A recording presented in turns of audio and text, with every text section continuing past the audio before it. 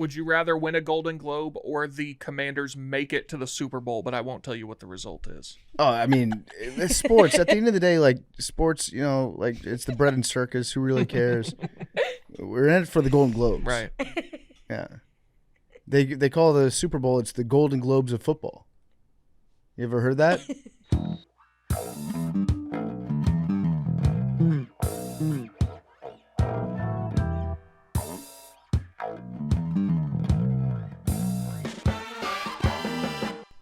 Welcome back to Macrodosing. Macrodosing is brought to you by MD 2020. From the creators of the legendary MD 2020, the original name in high flavor, high alcohol beverages with those unmistakable vibrant colors and iconic flask bottles. Mad Dog by MD 2020 brings the party with 15% ABV in a portable can that tastes incredible. Delicious flavor that doesn't sacrifice on drinkability. We got 4 intense flavors: Bling Bling Blue Raz, that's what we have right here in front of us, Mad Margarita, Spiked Strawberry, and Whipped Orange Cream, sweet, bold, and ready to drink. Pop the top and dive into vibrant, eye-catching colors that deliver on taste. Each sip is as delicious as it looks. No mixing, no mess, just pure flavor. High-quality taste without the premium price tag. Mad Dog by MD 2020 gives you more bang for your buck than anything else on the shelf. MD 2020 just got more convenient. Grab a Mad Dog by MD 2020 and experience why we've been fueling good times for generations. Look for Mad Dog by MD 2020 in your local stores and at drinkmd2020.com now. Must be 21 or older to purchase. Welcome back to Macrodosing. It is Thursday. It's May 8th. Happy 5/8 to every average height guy out there. Today's our day. Let's all celebrate. We're back. We got myself, Arian, Big T, Mad Dog, and Mackenzie, and we're ready to roll. I'm excited to be back in the studio. Sorry I missed you guys for the Bet Gala on Monday. Still trying to figure out what the Bet Gala was. It's just kind of one of those mysteries. I don't think we're ever going to know what happened at the Bet Gala. We just watched sports and gambled. So, pretty big day for us. Did you meet Sydney Thomas? I did not meet Cindy. No, I did not. Is it Sydney or Cindy? Sydney. Sydney Thomas. I did not meet her. I left before she arrived. She was fashionably late. Big T and I actually had this debate earlier, or we scratched the surface of it. We posed the question because Larry Fitzgerald was there, and then Sydney Thomas showed up. Who is more famous, Sydney Thomas or Larry Fitzgerald? I think age matters a lot in this conversation. I think if you're above 30 years old, you're more likely to know Larry Fitzgerald. If you're below 30, it's Sydney Thomas. Do you know who Sydney Thomas is, Arian? I was just Googling her. So, no. so she's famous because she stood behind Jake Paul one time, right? She was famous before that. Was she? Yeah. What That's do you how mean she got that. Stand behind. What does that mean, stand behind? She was one of the ring girls at the Jake Paul, who did he fight? Mike Tyson. Yeah, the Jake Paul Mike Tyson fight. But she was That tracks. she was notable before that, which is how she got that, What was she notable for? being Sydney Thomas. What did she do? You could ask that of pretty much anyone who has her occupation. Can you guys? She posts on Instagram. Okay, so she's a model. I think that's what you would call it. Sure. She was a model on Instagram, but she was already like big and successful before that. Yeah, so actually, Instagram followers, they're very close. Sydney Thomas has 886,000. Larry Fitzgerald has 711,000. Okay, so then I would assume that would mean that Larry Fitzgerald was more likely to be more famous Why? because that's her. That's like That's her bag? her home court. Yeah. Okay. I think it depends what you mean when you say famous. I think if each of them were walking down the street in New York, Mhm. I think more people would recognize Sydney Thomas. But I think name recognition, it's Larry Fitzgerald by a mile. More people would recognize her, or more people in a certain demo. I think the demo is people walking down the street in New York. There's a lot of old people in New York. Sure. There's a lot of young people. I still think a lot of young people would recognize Larry Fitzgerald. The hair. Yeah, but I don't know, man. Again, name, it's him by a mile. Yeah. I don't think I would recognize her if we were walking down the street. Well, it's because you left before she got to the Met Gala. That's true. I guess it also depends on what the weather is, what they're wearing. I feel like there's certain aspects of each one of them that is more recognizable. Is that fair to say? Does she do anything, or that's what she does? She's on Instagram. That's what she does. So like if Man. Larry was wearing like a hat and he had his hair piled up underneath the hat, that would make me less likely to recognize him, I think. But I still think I would. He's tall. Likewise, if Sydney was walking down the street wearing a trench coat, I might not be as liable to recognize her. Sure. Does that make sense? But yeah, who's more famous? I don't know. These questions all make me feel old. It was like the John Summit Ludacris debate. I don't think we did that on the show.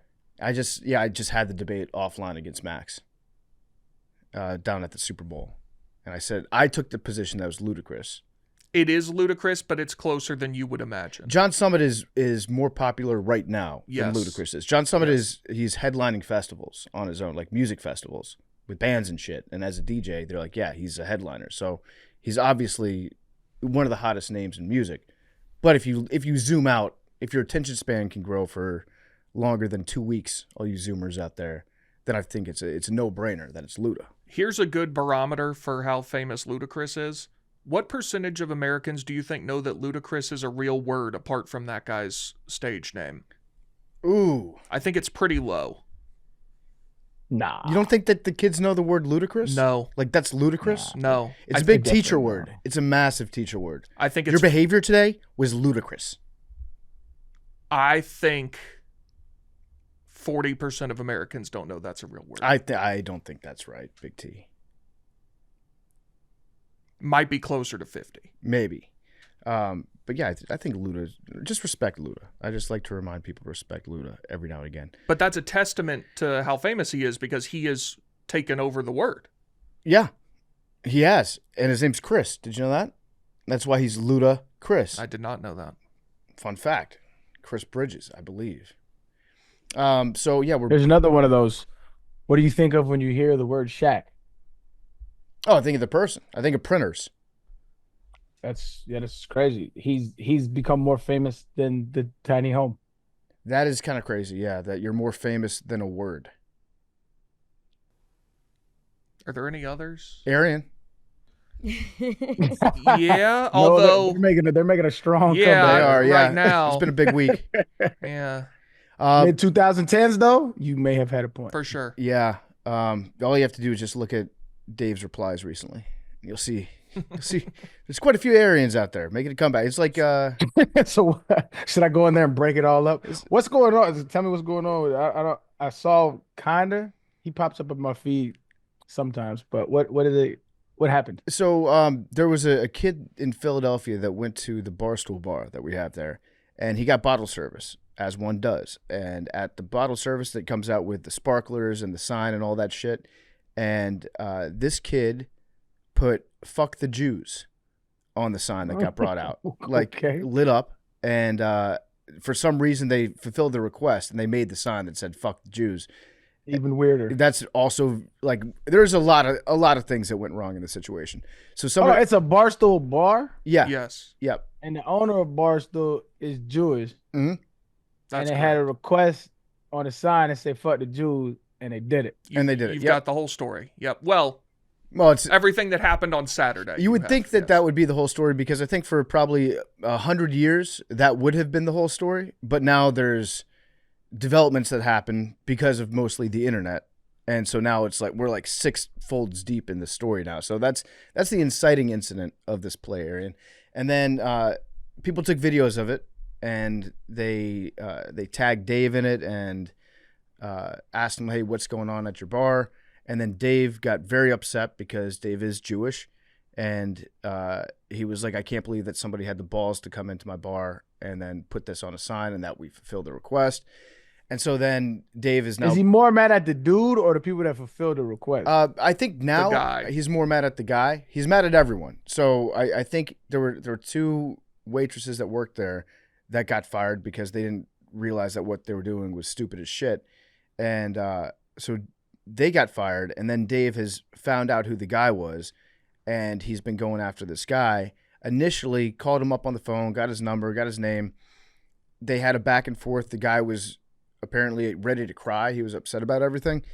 And Dave said, "Tell you what, I won't blow your spot up if I can arrange a trip for you to go visit Nazi concentration camps to see evidence of the Holocaust, all this stuff.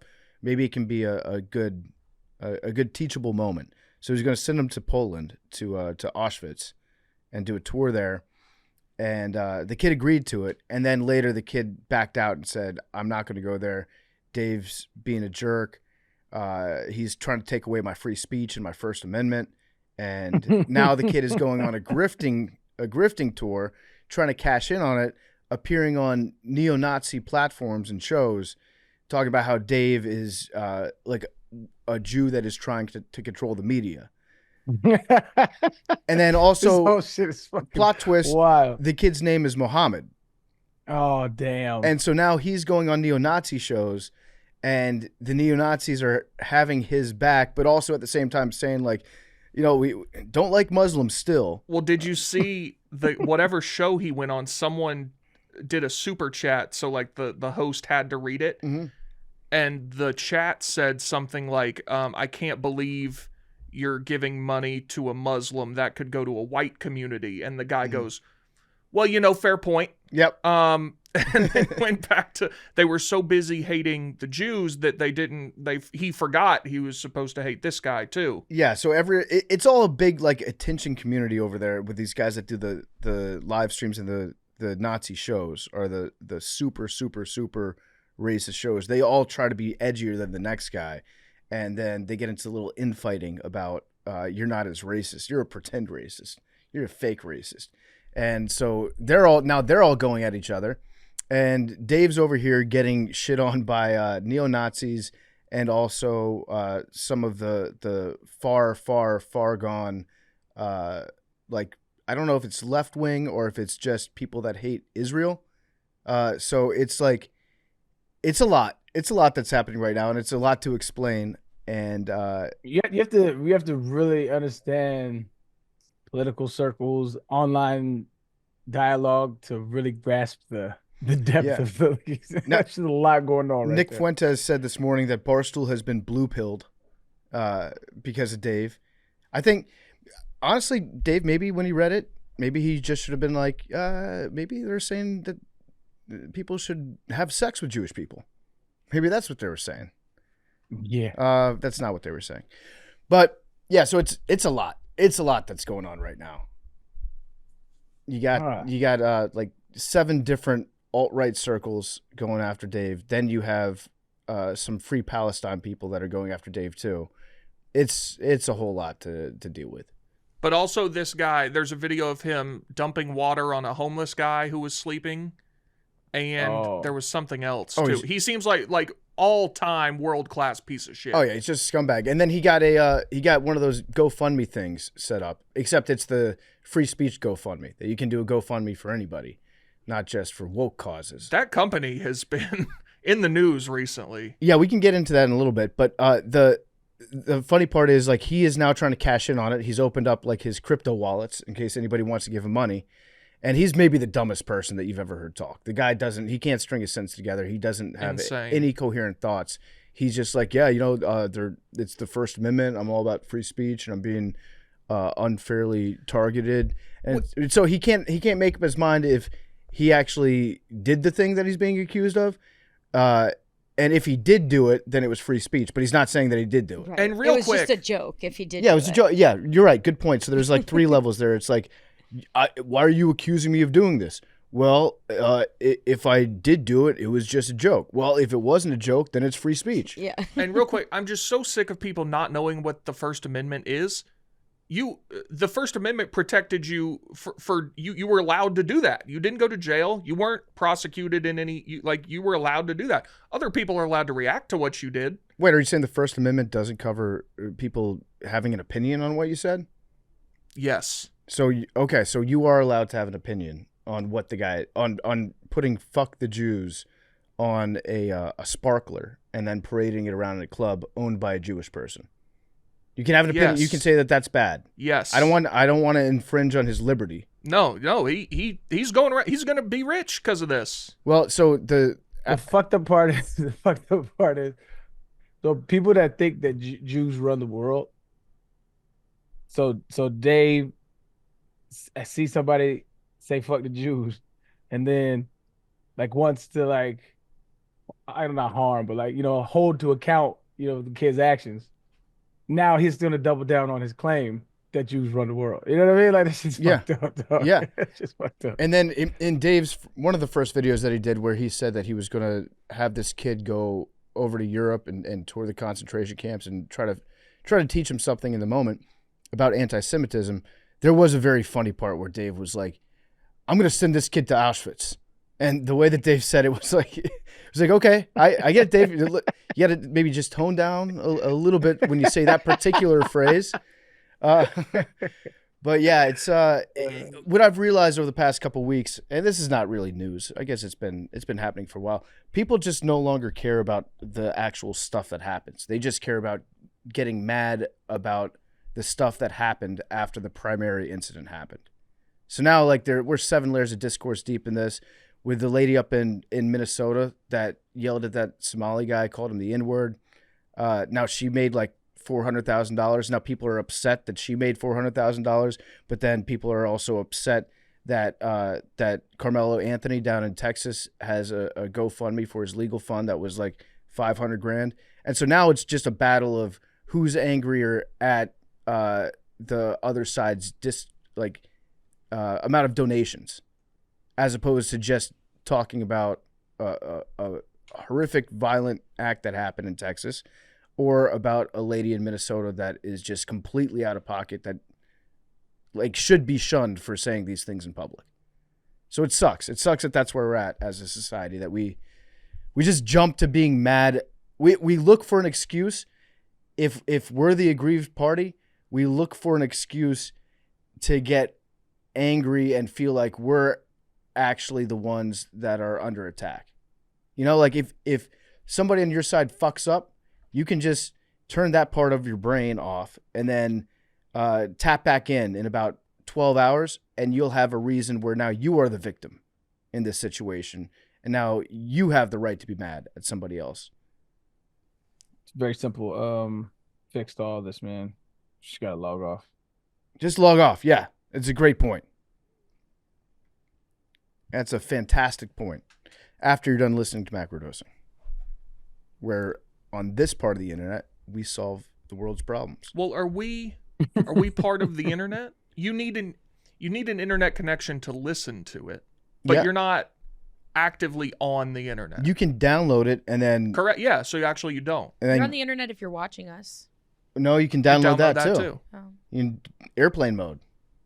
But don't you need to get on the internet to download it? Yes, but that could be the only act you perform and then you get off. I live my life in airplane mode. My brain is always... You don't even go on airplane mode on an airplane. My brain is always in airplane mode, just thinking about planes. Oh, I see. Yeah. I guess that's pretty much up to speed on the situation. It's exhausting to think about. It's exhausting to talk about. I don't know where it's going to go from here. I'm sure there'll be another 5 developments in terms of who said what and what this means for America. But it is always shocking to see how many open Nazis there are online. I forget sometimes, but there's a lot of them. And I feel like the likes are up. Yeah. The likes are up since Elon did the blind like thing, where nobody can search and see what tweets you're favoriting anymore. Or since he did the Twitter changed 8 times yesterday. True. Did you see this? No. So for an hour, they took the like button away and it went to a thumbs up, thumbs down. Then they brought it back. Then they were all in different places. The like was on the left, comment was in the middle. It was a whole thing, and now it's back seemingly to what it was before. So they're beta testing. It seems that way, yeah. I am going to go on a limb and say this is not a good idea. I feel like horrible. I feel like the thumbs down button it's as an internet troll, as somebody who's dabbled in online mockery, I feel like the thumbs down button could be used to make people absolutely hate their online experience even more. That's what I'm about 6 months, dog, from just getting off of all social media. You think so? It does nothing for me. When I am on it, I doom scroll. I'm just everybody just so, especially Twitter, but Instagram kind of Instagram's like this. I'm definitely not on Facebook, but Instagram is like this shopping mall, Yeah. this digital shopping mall, and it's like like you're in the middle of a desert, and there's just this Gucci stores everywhere. It's just all those kind of brand. It's everywhere. Just everybody wants to sell you everything, and you go over on Twitter, and it's just baby 4chan. And I'm like, what am I doing here, though? It serves me zero purpose. I end up arguing with idiots all the time. Mm-hmm. Yeah, And, you were getting into it yesterday. Yeah, I mean, shit, I went back and forth today. Like, I just hate, I hate when people say shit. I'm like, okay, well, let me hear you out, and then they don't present any argument because I'm all for argumentation. So that like is a pet peeve of mine. If like somebody picks at you, and they're like, okay, what's up? And then they tuck their tail. You're always gonna get me with that bait, dog. Always. Yeah. And so I don't know, man. I'm like, why am I on this app? It does nothing for me. But the fucked up part is I'm kind of OCD when it comes to my apps on my phone. So I have groups on my iPhone, like I have these folders, and I have the two social medias, like, and it's very symmetrical. You know what I mean? And so I'm about to find replacements for these apps because it's coming. So I'm gonna have to figure that out. Yeah, that's a big issue. Yeah. You have to find ones that kind of look like the old ones too. No, it doesn't have to look. It just has to. So like everything is a folder. So I got like my finance folder, my music folder, my writing folder, my miscellaneous folder, and then all around that I have the two social media apps. And I gotta replace it with something. I don't know. I'll have to figure it out. I didn't see this. You were getting into it with people about the play-by-play guys yesterday. Yeah, because apparently you're a brain dead moron if you didn't know that. You know what I'm saying? Like, and so I got into it with some dudes like, see, Arian just doesn't know shit about the sport he played. I'm like, because I don't know the niggas that are calling it. I think it's you, brother. Like, you pay attention more to the people calling it than I would naturally. Arian so was it's like Arian replied to one, and I get all of his tweet notifications, and I just get a tweet notification. He goes, "And how many years in the league did you play?" Yeah, he's like, none. You pathetic mother. I'm like, well, then why are we talking? So Arian's probably watched more football than most of us, just in film, in terms of film. That's why I don't watch football anymore, because it was work. It was a job. But we've watched more football on TV than you have. So we understand like the media timeouts. We understand all the stuff about football that isn't football. Well, here's a fun part about the media timeouts is like, I didn't know that was a thing until like in college. Because you just when you watch it on TV, you just go to break or whatever. Like there's a dude, people that have gone to games have probably seen this, but there's like a dude with it's like a little orange sleeve. Yeah, the mittens. And yeah, and he just stands there. And when I got to college, I was like, what is this? There's like, it's a TV timeout. I was like, they take time out. I thought that was just happened to be during a break. I didn't know they took TV timeouts. I've always wanted to be the guy. I don't know if they have this in the NFL or if it's just in college, but like there's a guy in a red shirt and he has the clock and he goes out there and stands during the timeout. Yeah. Tells you there's 3 minutes left. Yeah, that's the orange mitten guy in the NFL. Okay. They just decide to like make their outfits a little bit different. Yeah. But yeah, that's a great sick job. It's a perfect job. You get the best seats in the house. That's not true. Watching from the sideline stinks. You're true. Yep, that's right. Especially if you're why you feel that? I mean, down on the other end of the field, you can't see anything. You've got guys standing in front of you. This is a very privileged thing to say. I understand. But I don't like watching from the sideline. I like being on the sideline pregame. I think that's sick. But watching the game from the sideline, not my preferred vantage point. What about that? What about the sideline, like the end zone view? I mean, that's probably better in terms of the players being in your way, but you still have the issue of if they're on the 40 on the other end down. I mean, you're not seeing what's happening. How are your eyes? Not amazing, admittedly, but I mean, you would acknowledge that if they're down on the other end of the field, it's more difficult to see. I mean, it's 100 yards. But like, so the offense is blocking your view, or the defense. Like you can't see. Yeah, you can't see it in its entirety for sure. But even on the telecast, you can't see. I get frustrated watching games on TV sometimes because they don't show what the safeties are doing, and that is the chess game, like what the safeties are doing in the corners. You want an all 22? I would like that, yeah. I think for big games, for big college games, they'll have multiple broadcasts, and that's usually one of them, like for the playoff games and stuff. Yeah. Yeah, I don't know the behind view. I probably wouldn't want to watch. That takes away some of the magic. Like when you watch film, that's the view that you really want to see.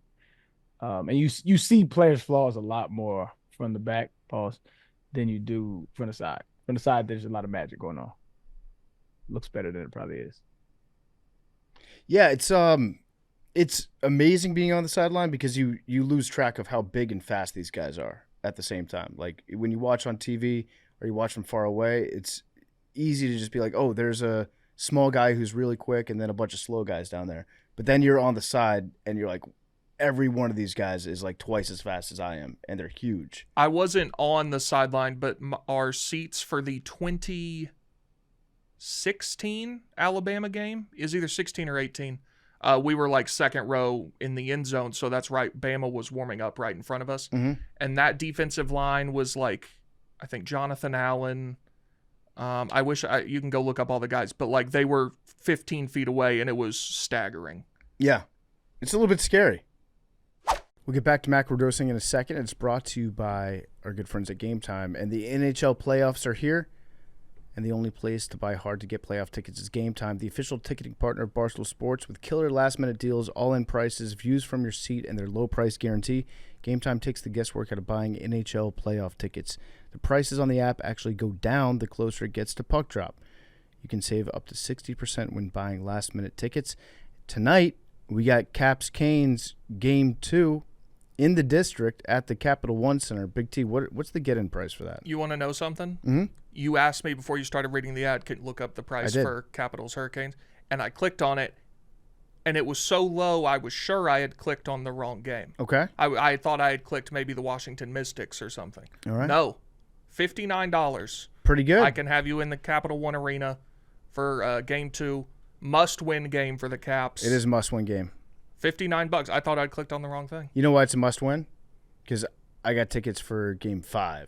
So I need at least. It can't getting swept. We're not getting swept. We're not getting swept. It's not going to be a sweep, but it would make me feel a lot better about my travel plans. For sure. If we just got that one right out of the way. No, they're going to win. You got to win one at home. Right.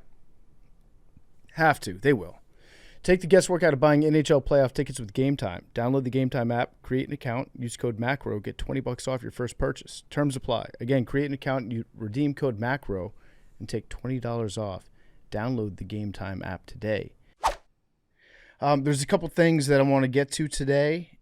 Right off the bat, we have lost a second airplane from the Harry Truman aircraft carrier. Saw this. An F-18 fell into the sea yesterday. It sounds like it was a bad landing. That's the second Hornet that we've lost in like the last week, and then there was another one that got shot down by one of our own guys over there. It sounds to me like maybe this guy just missed the cable. You gotta hit the third cable. Flew into the ocean. That's really all that we know right now, but it feels like there's been a lot that we've gone through recently. And then, did you guys see this story in New York Magazine this morning about kids and AI? No. So, basically, we're fucked. Basically, the future is bad. Things are looking very, very bleak. Things are. It's just it feels like we're in the middle of some dystopian plot. The way that this article reads, it's a bunch of kids that are talking about cheating on tests and faking their way through school with AI and with ChatGPT. Kids that have gotten into some pretty prestigious universities, some good programs, and they just don't care. They're like, yeah, I just have AI do everything for me. And there's this one girl that I think she wrote an essay about the value of learning knowledge for yourself as opposed to having somebody else do your work for you. And she wrote the entire essay using ChatGPT and did not see the irony in the fact that she did that. And in her essay, she was talking about how some forms of technology make you less human. It takes away all the good things about being human. And she was like, yeah, I don't really see it that way. It's just AI does everything for me. And these are kids that are in like high school and in college right now. Here's one excerpt from it. Most assignments in college are not relevant. They're hackable by AI, and I just had no interest in doing them.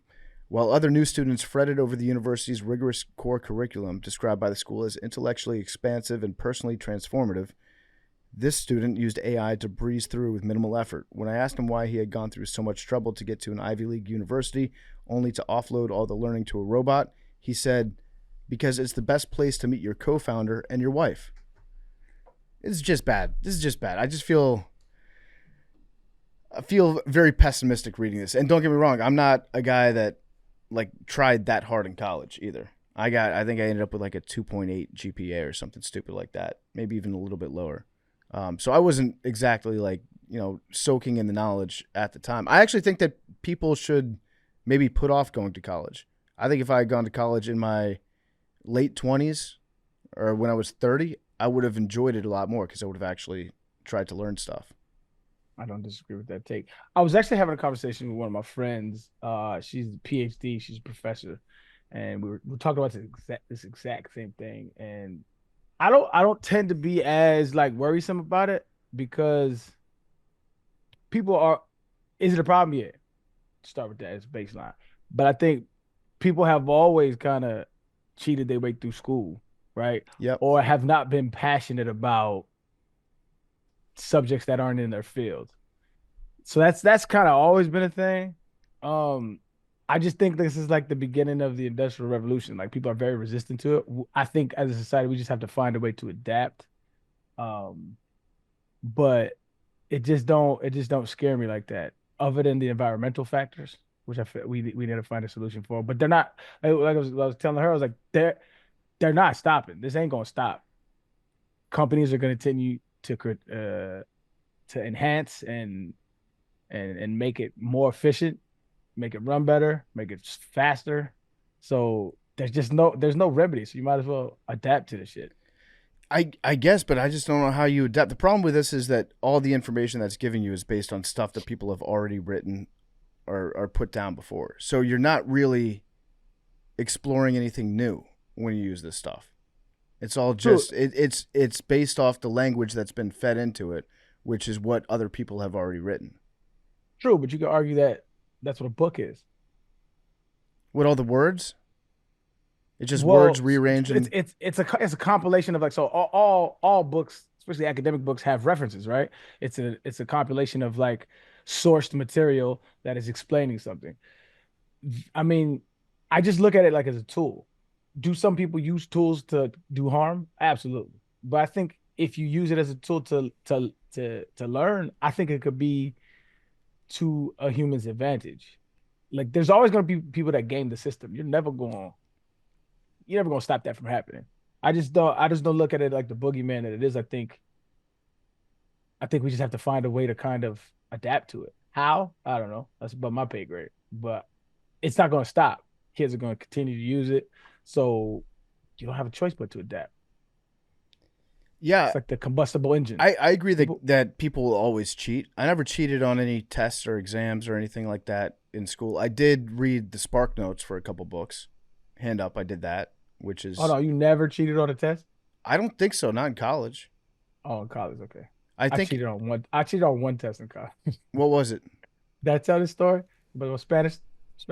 I feel like maybe, yeah, I don't you did. remember what it was. Yeah. Well, there's a dude who spoke a different dialect. He's That's from like right. South America. Yeah. And the teacher saw this and was like, I know you guys cheated. I was like, nah, man, I'm straight up. She's like, Arian, he speaks a certain dialect, and so this is where he's from. I was like, well, that sucks.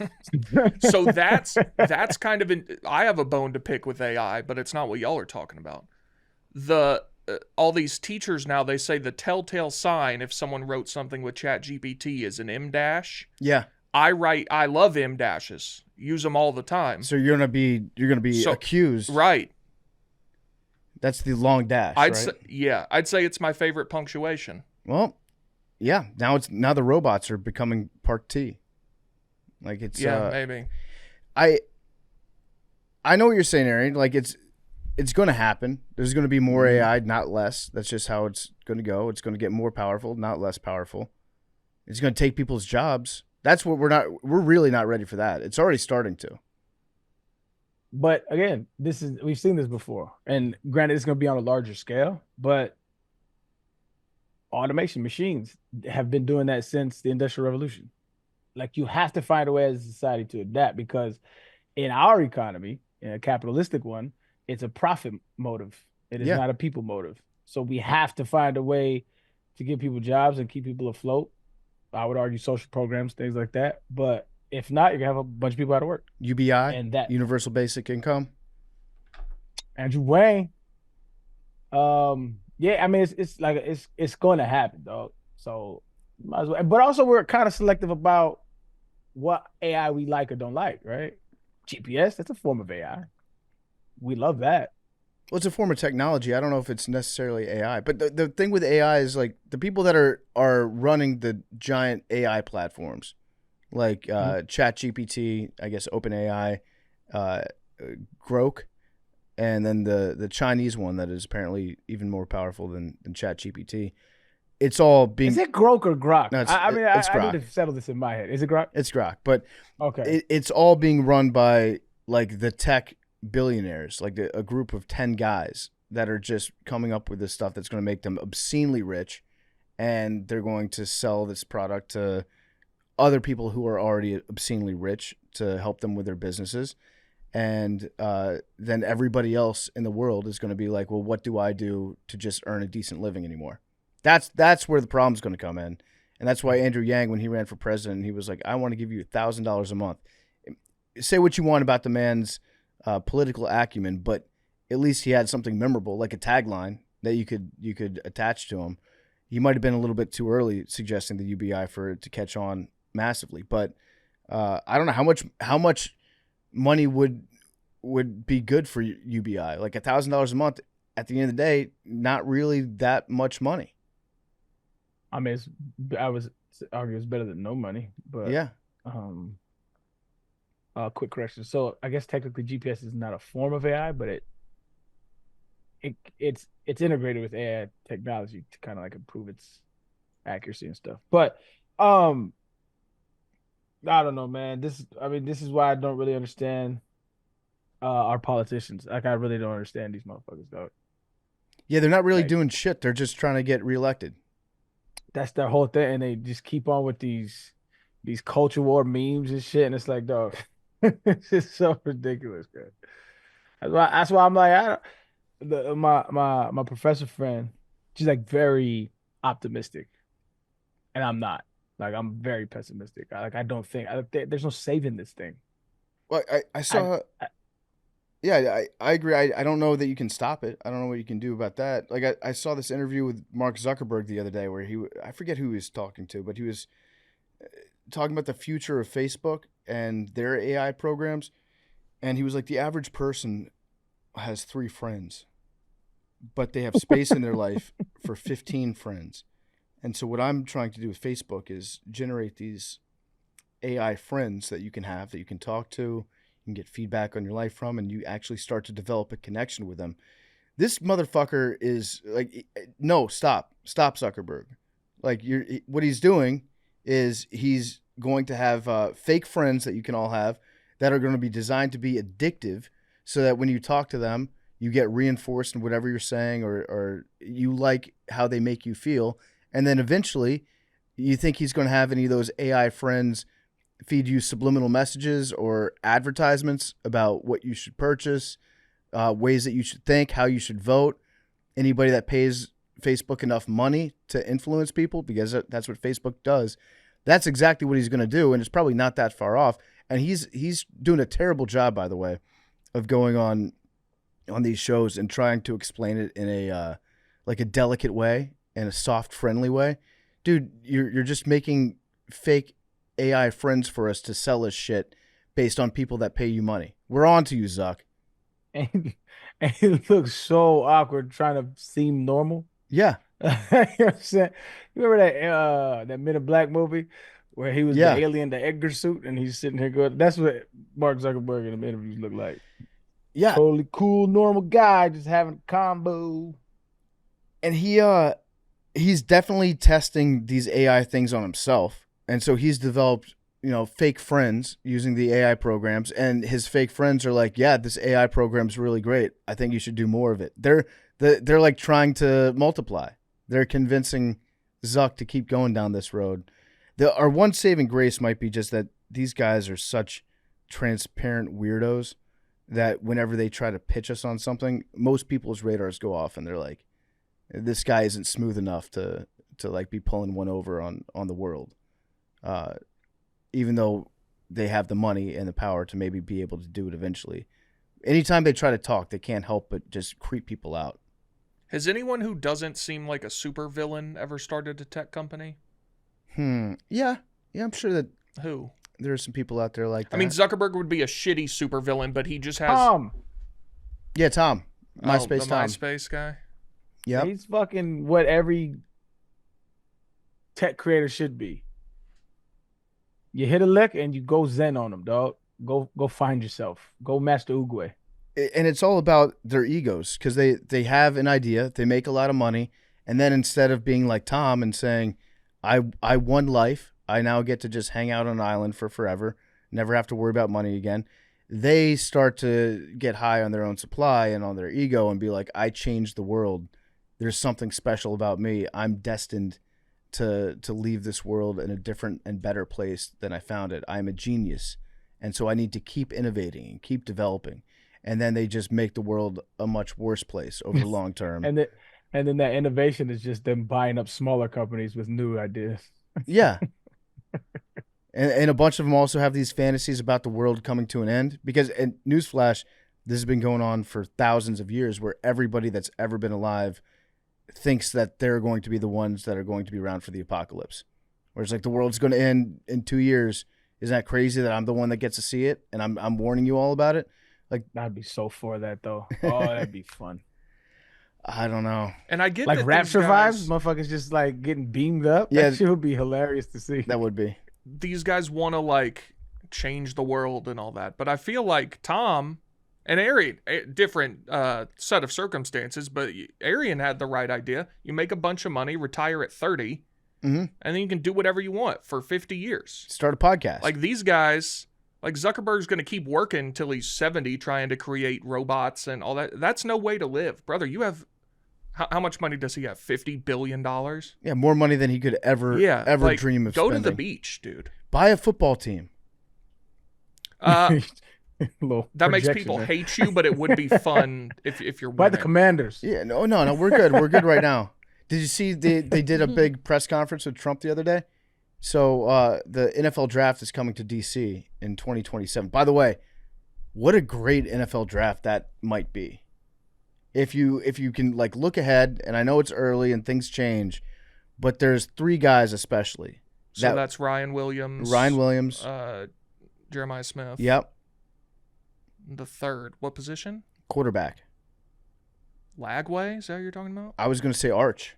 Arch is next year. Are you sure? He's not 2027? Yes. This was yeah, you're right. This was his second year. Yeah. Okay, my mistake. Yeah, Arch is next year. But yeah, it's going to be should be a good draft, but they announced that it was going to be in DC, and then they had the owner of the Commanders at the White House with Trump, and Trump was like, "Here's Josh Harris."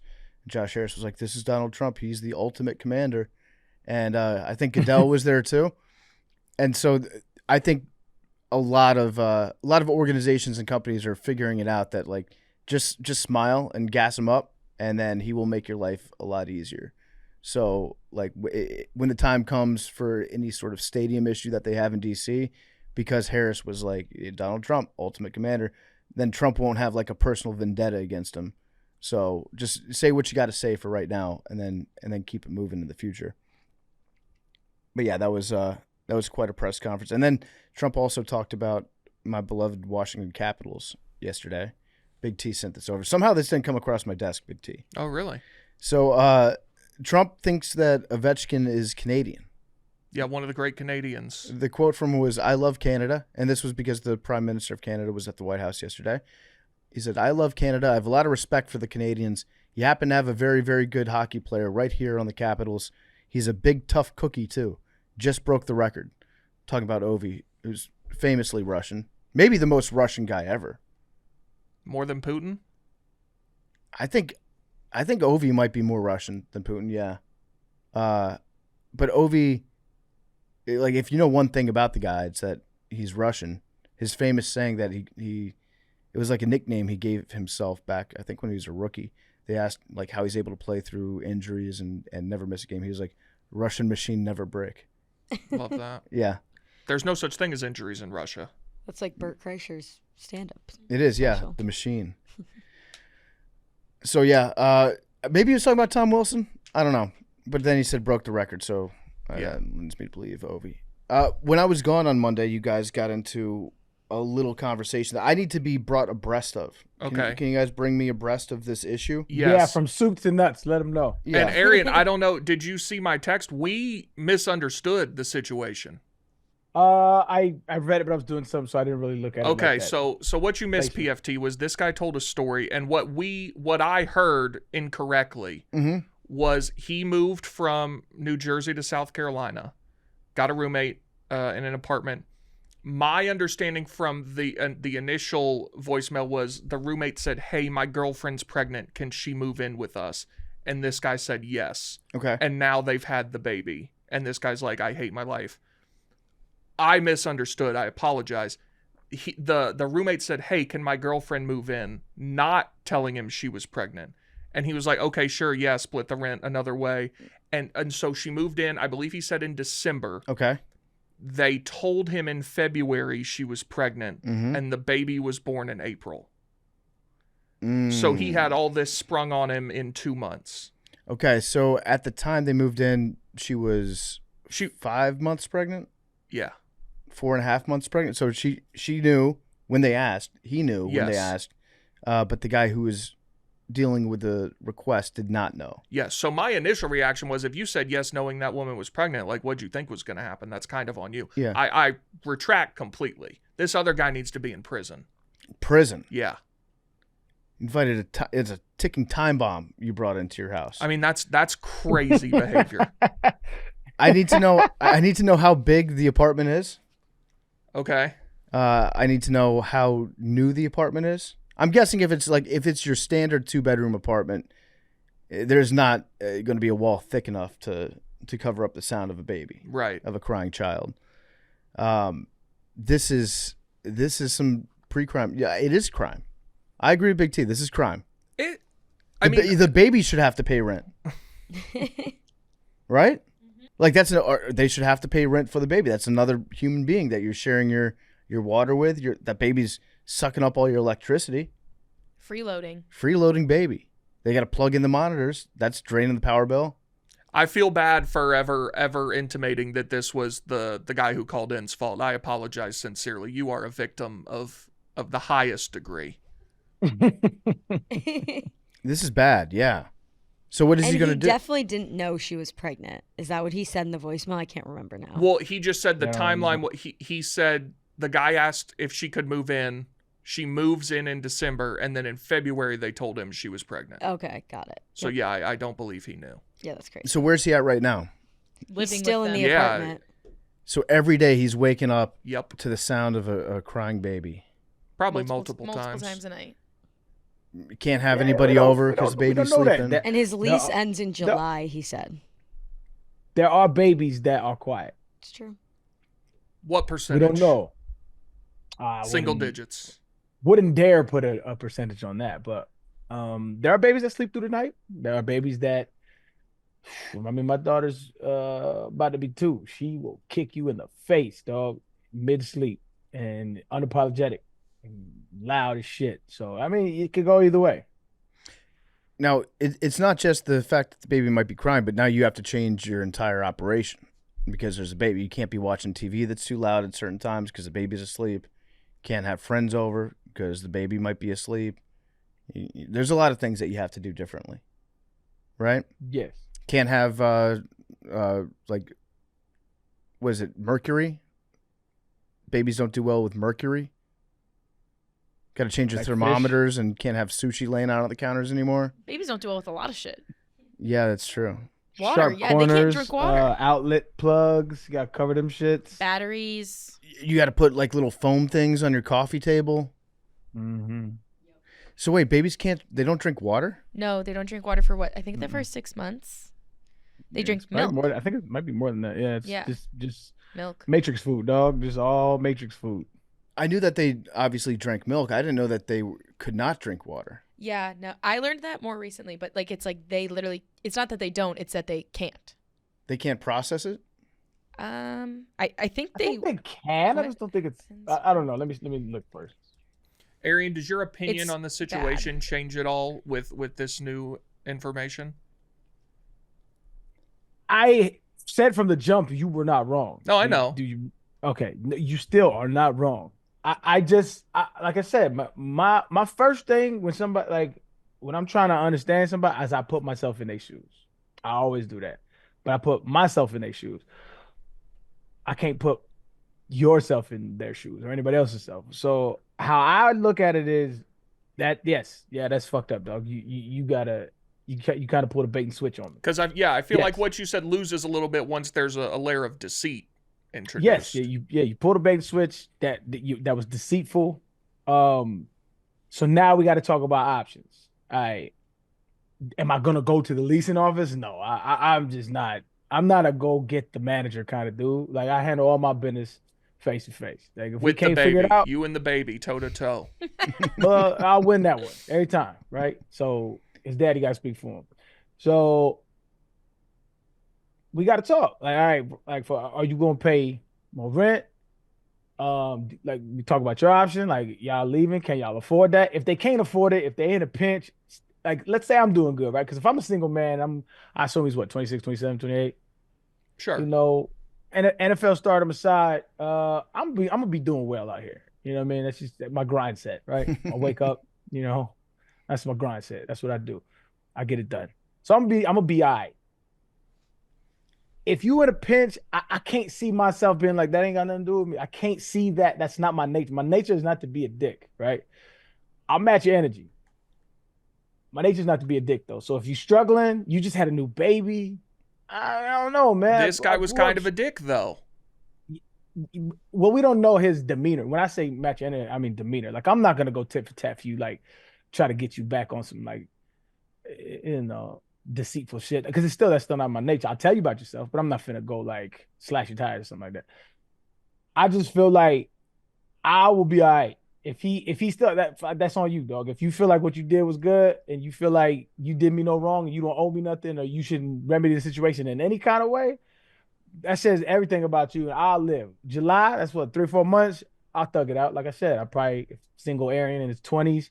I got some work that I could probably shack up with for a little bit and I'll be okay for a couple months. And we gonna let karma deal with him. Sometimes it does, sometimes it doesn't. That's just life. I can And only I move on with imagine. my life. I can only imagine 3 months feels like a pretty long time with a newborn baby. Well, if you ain't got no work on the side. Yeah. Sure. Yeah, it's the guy was obviously hiding it, so he knew that he was doing something wrong. Yes, to see. Yeah. He was like For sure. delaying the announcement to his family, and on Facebook he's like, I gotta sign this lease first, and then we can be public about it.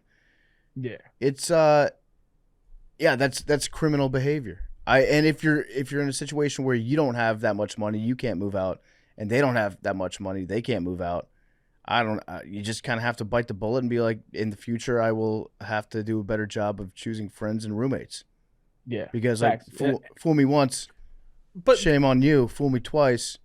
Talk that shit. No women allowed in my apartment. But anymore. there are Twice, I'm roommate gay. issues. Yeah. There are roommate issues, and then there's this guy bringing in his girlfriend and a baby, unbeknownst to you. Yeah, which is crazy. It's a crazy thing to do for sure.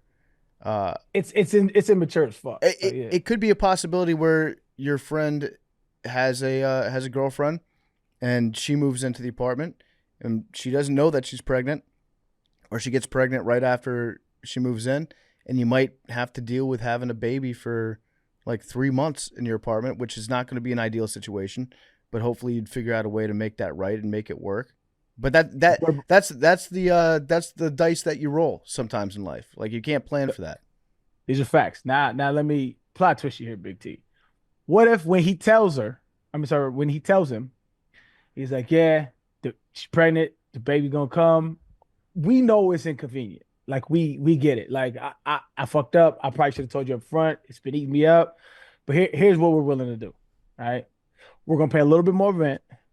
And my shorty gonna cook some meals and stuff like that, you're more than welcome to have, right? And let's say she's a great cook, right? She cooks your favorite shit, right? So like they actively are trying to like make up for the mistake. Well, first of all, I think the conversation starts at you're paying all the rent.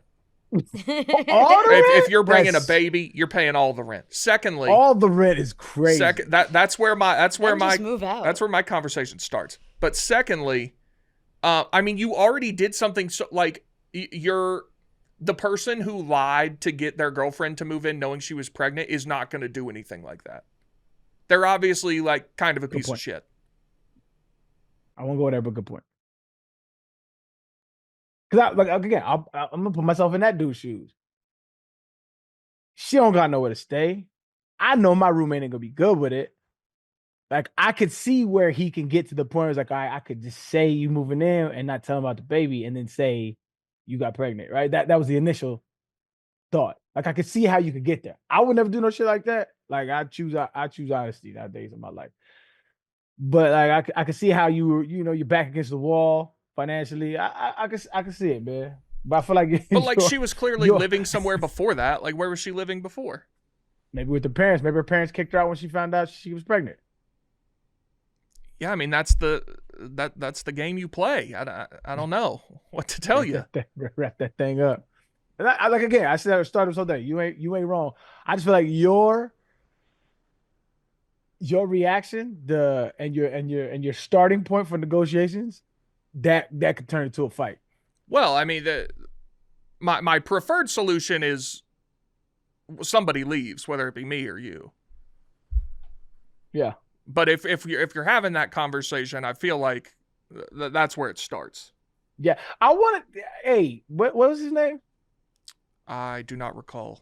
All right. Well, my brother that called in about the baby, I was liking the update with and fill in some of these details for us, then let us know where you at. I want to know what's going on with this. This is fascinating. I said we need. It's one of my favorite voicemails we've ever gotten. It's insane. The person that did this should feel bad. Yeah. Yes. You should feel very bad about this. This is you can get put in jail for bank fraud, but you can't get in trouble for apartment fraud. Is there a crime on the books for something like that? I mean, I'm not advocating for any of these people to go to jail. I'm just genuinely curious. Like, I mean, I think it might be actually fraud. To have, yeah, I mean, it's bring a somebody form else of in on the fraud. lease. I think you're not allowed to bring somebody else on a lease. I could be wrong about that. Maybe that's. I think it depends on like if you don't tell them or not. Right, like you got this guy to agree to a modification to a contract under false pretenses. That's got to be something. So she was not living with him beforehand. Correct. So they were not cohabitating, and then she gets pregnant, and they're like, okay, now we have to live together. That's seemingly okay. Are they getting married? Did not get that information. Yeah, this is bad. It You're seems a bad like friend. it seems You're like a if bad you're friend getting married, you don't have roommates. You're a bad friend, and you should feel bad. That's the thing. I don't know if they're friends, like, because this guy moved, he said, from New Jersey, so this is seemingly a random roommate who was like, well, fuck this guy, I'm going to pull a fast one. This is the kind of guy that should have GoFundMe.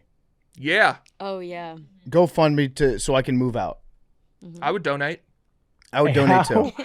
How much is GoFundMe loving our state as humanity right now? They're like, yo. Well, it's not GoFundMe though. It's this knockoff company that's doing all these. Because I think GoFundMe. I saw a GoFundMe for the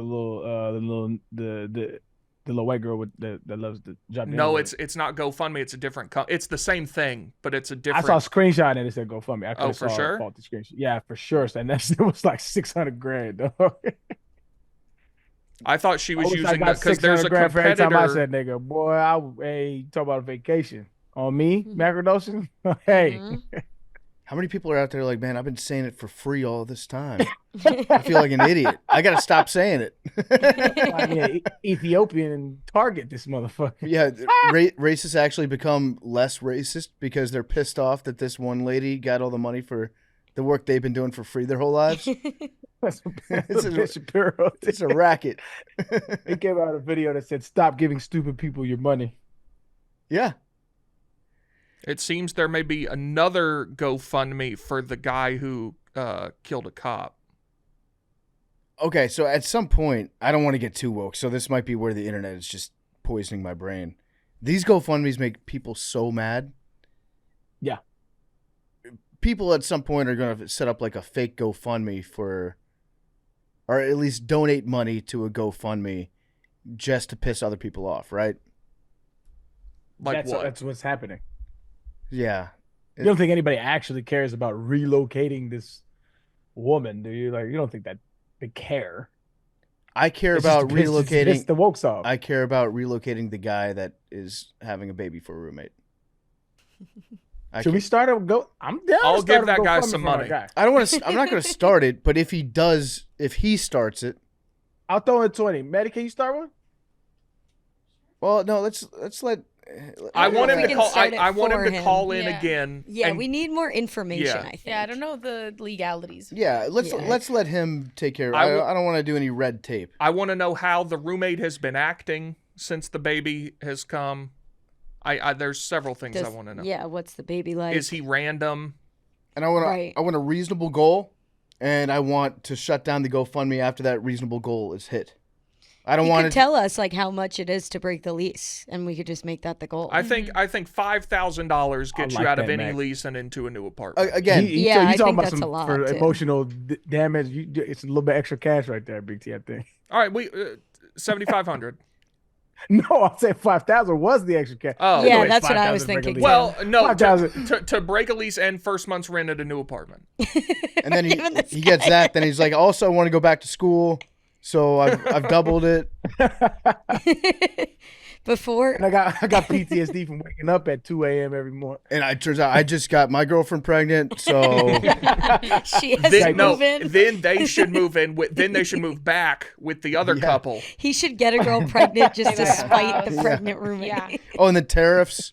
So we got to do an extra 25% on that. Girl, the terrace. It's gonna be gonna need to be more. So yeah, we should not touch it. Let him, if he wants to do GoFundMe or whatever. I might throw in a few bucks. If but- you want to donate to all. something, quick plug for myself. I'm running the marathon, and you can donate to Pause Chicago. Literally so let's- true. Let's go, Mac. When is that?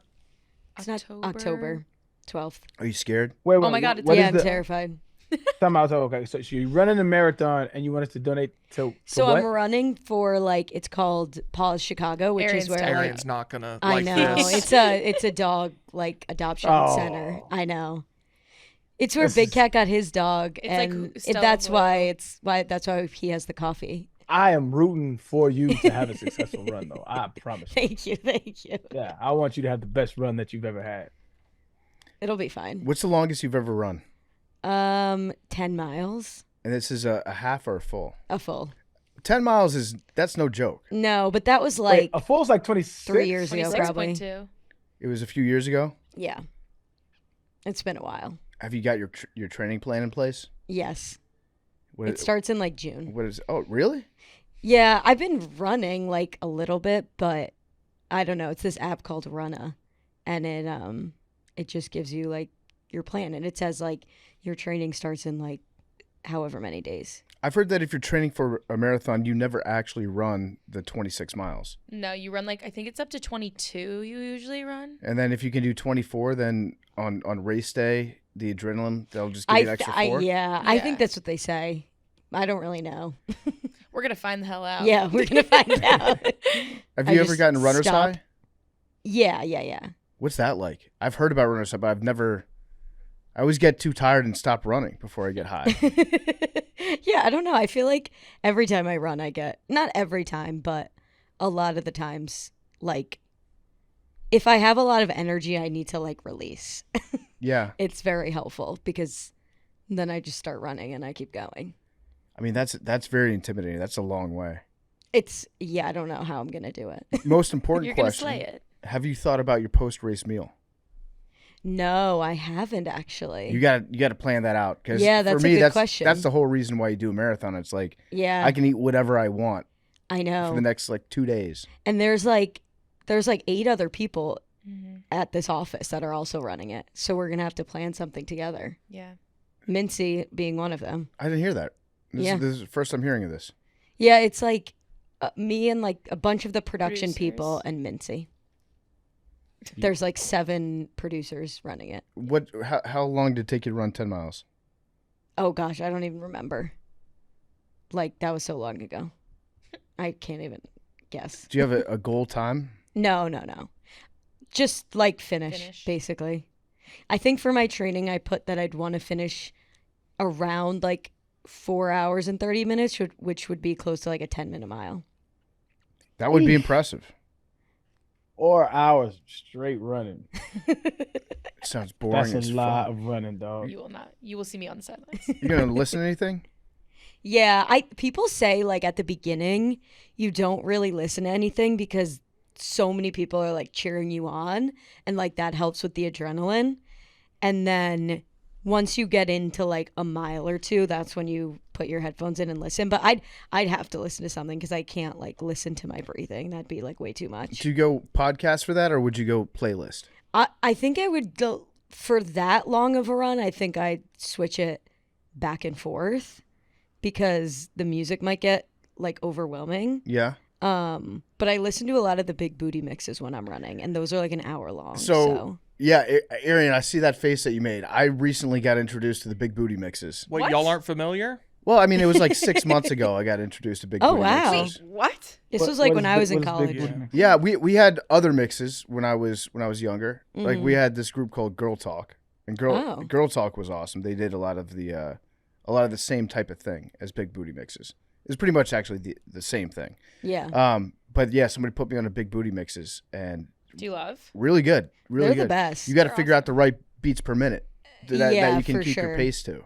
Yeah. Arian, big booty mixes are like hour-long, like DJ mixes of a ton of different songs. But they have like, how many do you think they have at this I point? think there's 25? 25 now. Yeah. The 26th is coming out in July. Mhm. There's a lot of mashups. Yeah, it's just It's like basically one big just- It's mashup. just Yeah. it's just a mixtape. Yes.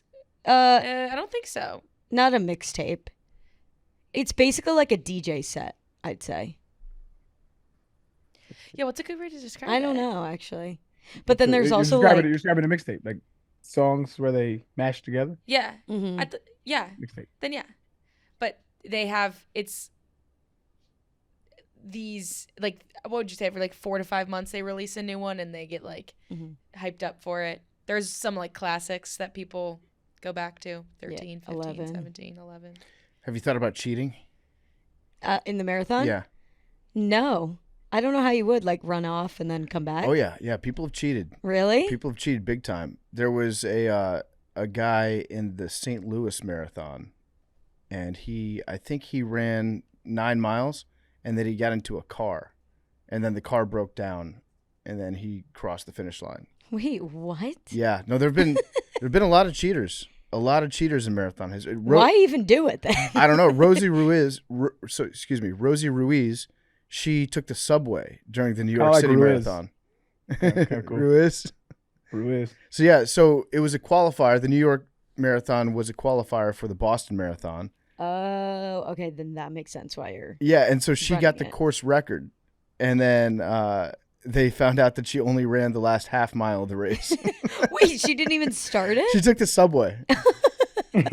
Oh, you know if I cheated because like, yeah, if I'm any less than like a 10-minute mile, people will be like, there's no way she ran that. Yeah, she had to take a subway and then maybe get a bite to eat and just like hang out and then wait an appropriate amount of time and then Yeah, you have to know like the exact amount of time you have to wait to make it like not suspicious, but also to qualify. So I just looked this up, and in 2023, the Mexico City Marathon, there were about 33,000 people who ran.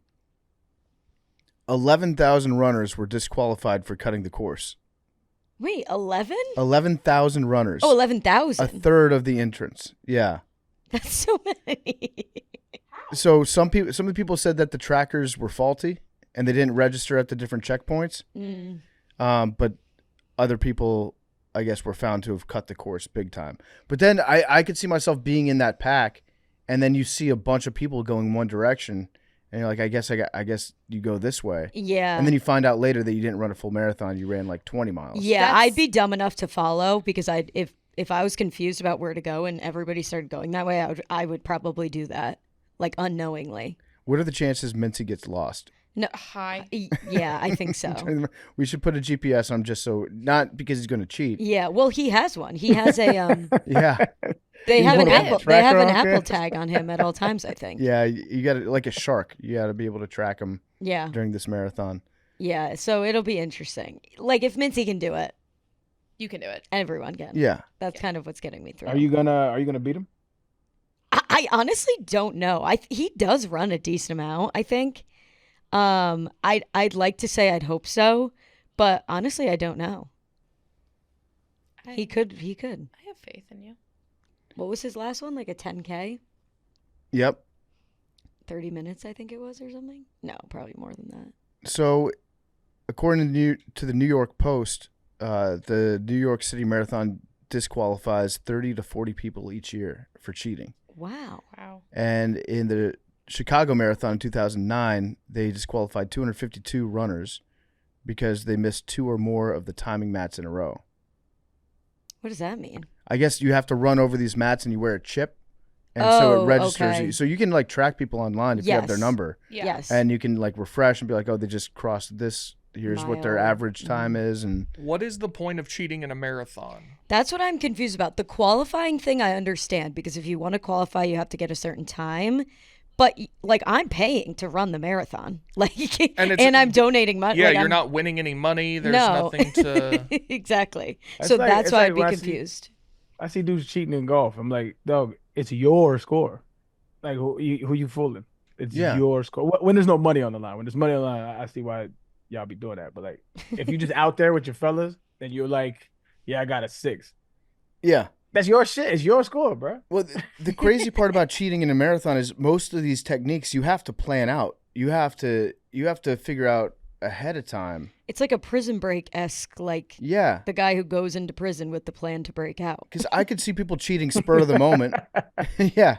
I could see people cheating spur of the moment after like 15 miles. Yeah. You're tired and somebody's like, hey, there's a shortcut right here. I could see a lot of people being like, oh, fuck it. I'm really tired. 26 miles is a long way. And taking that shortcut. But like to enter the marathon, figure out a route, figure out how you're going to cheat and how you're going to get away with it just so that your time can be like slightly better on an online leaderboard. Right.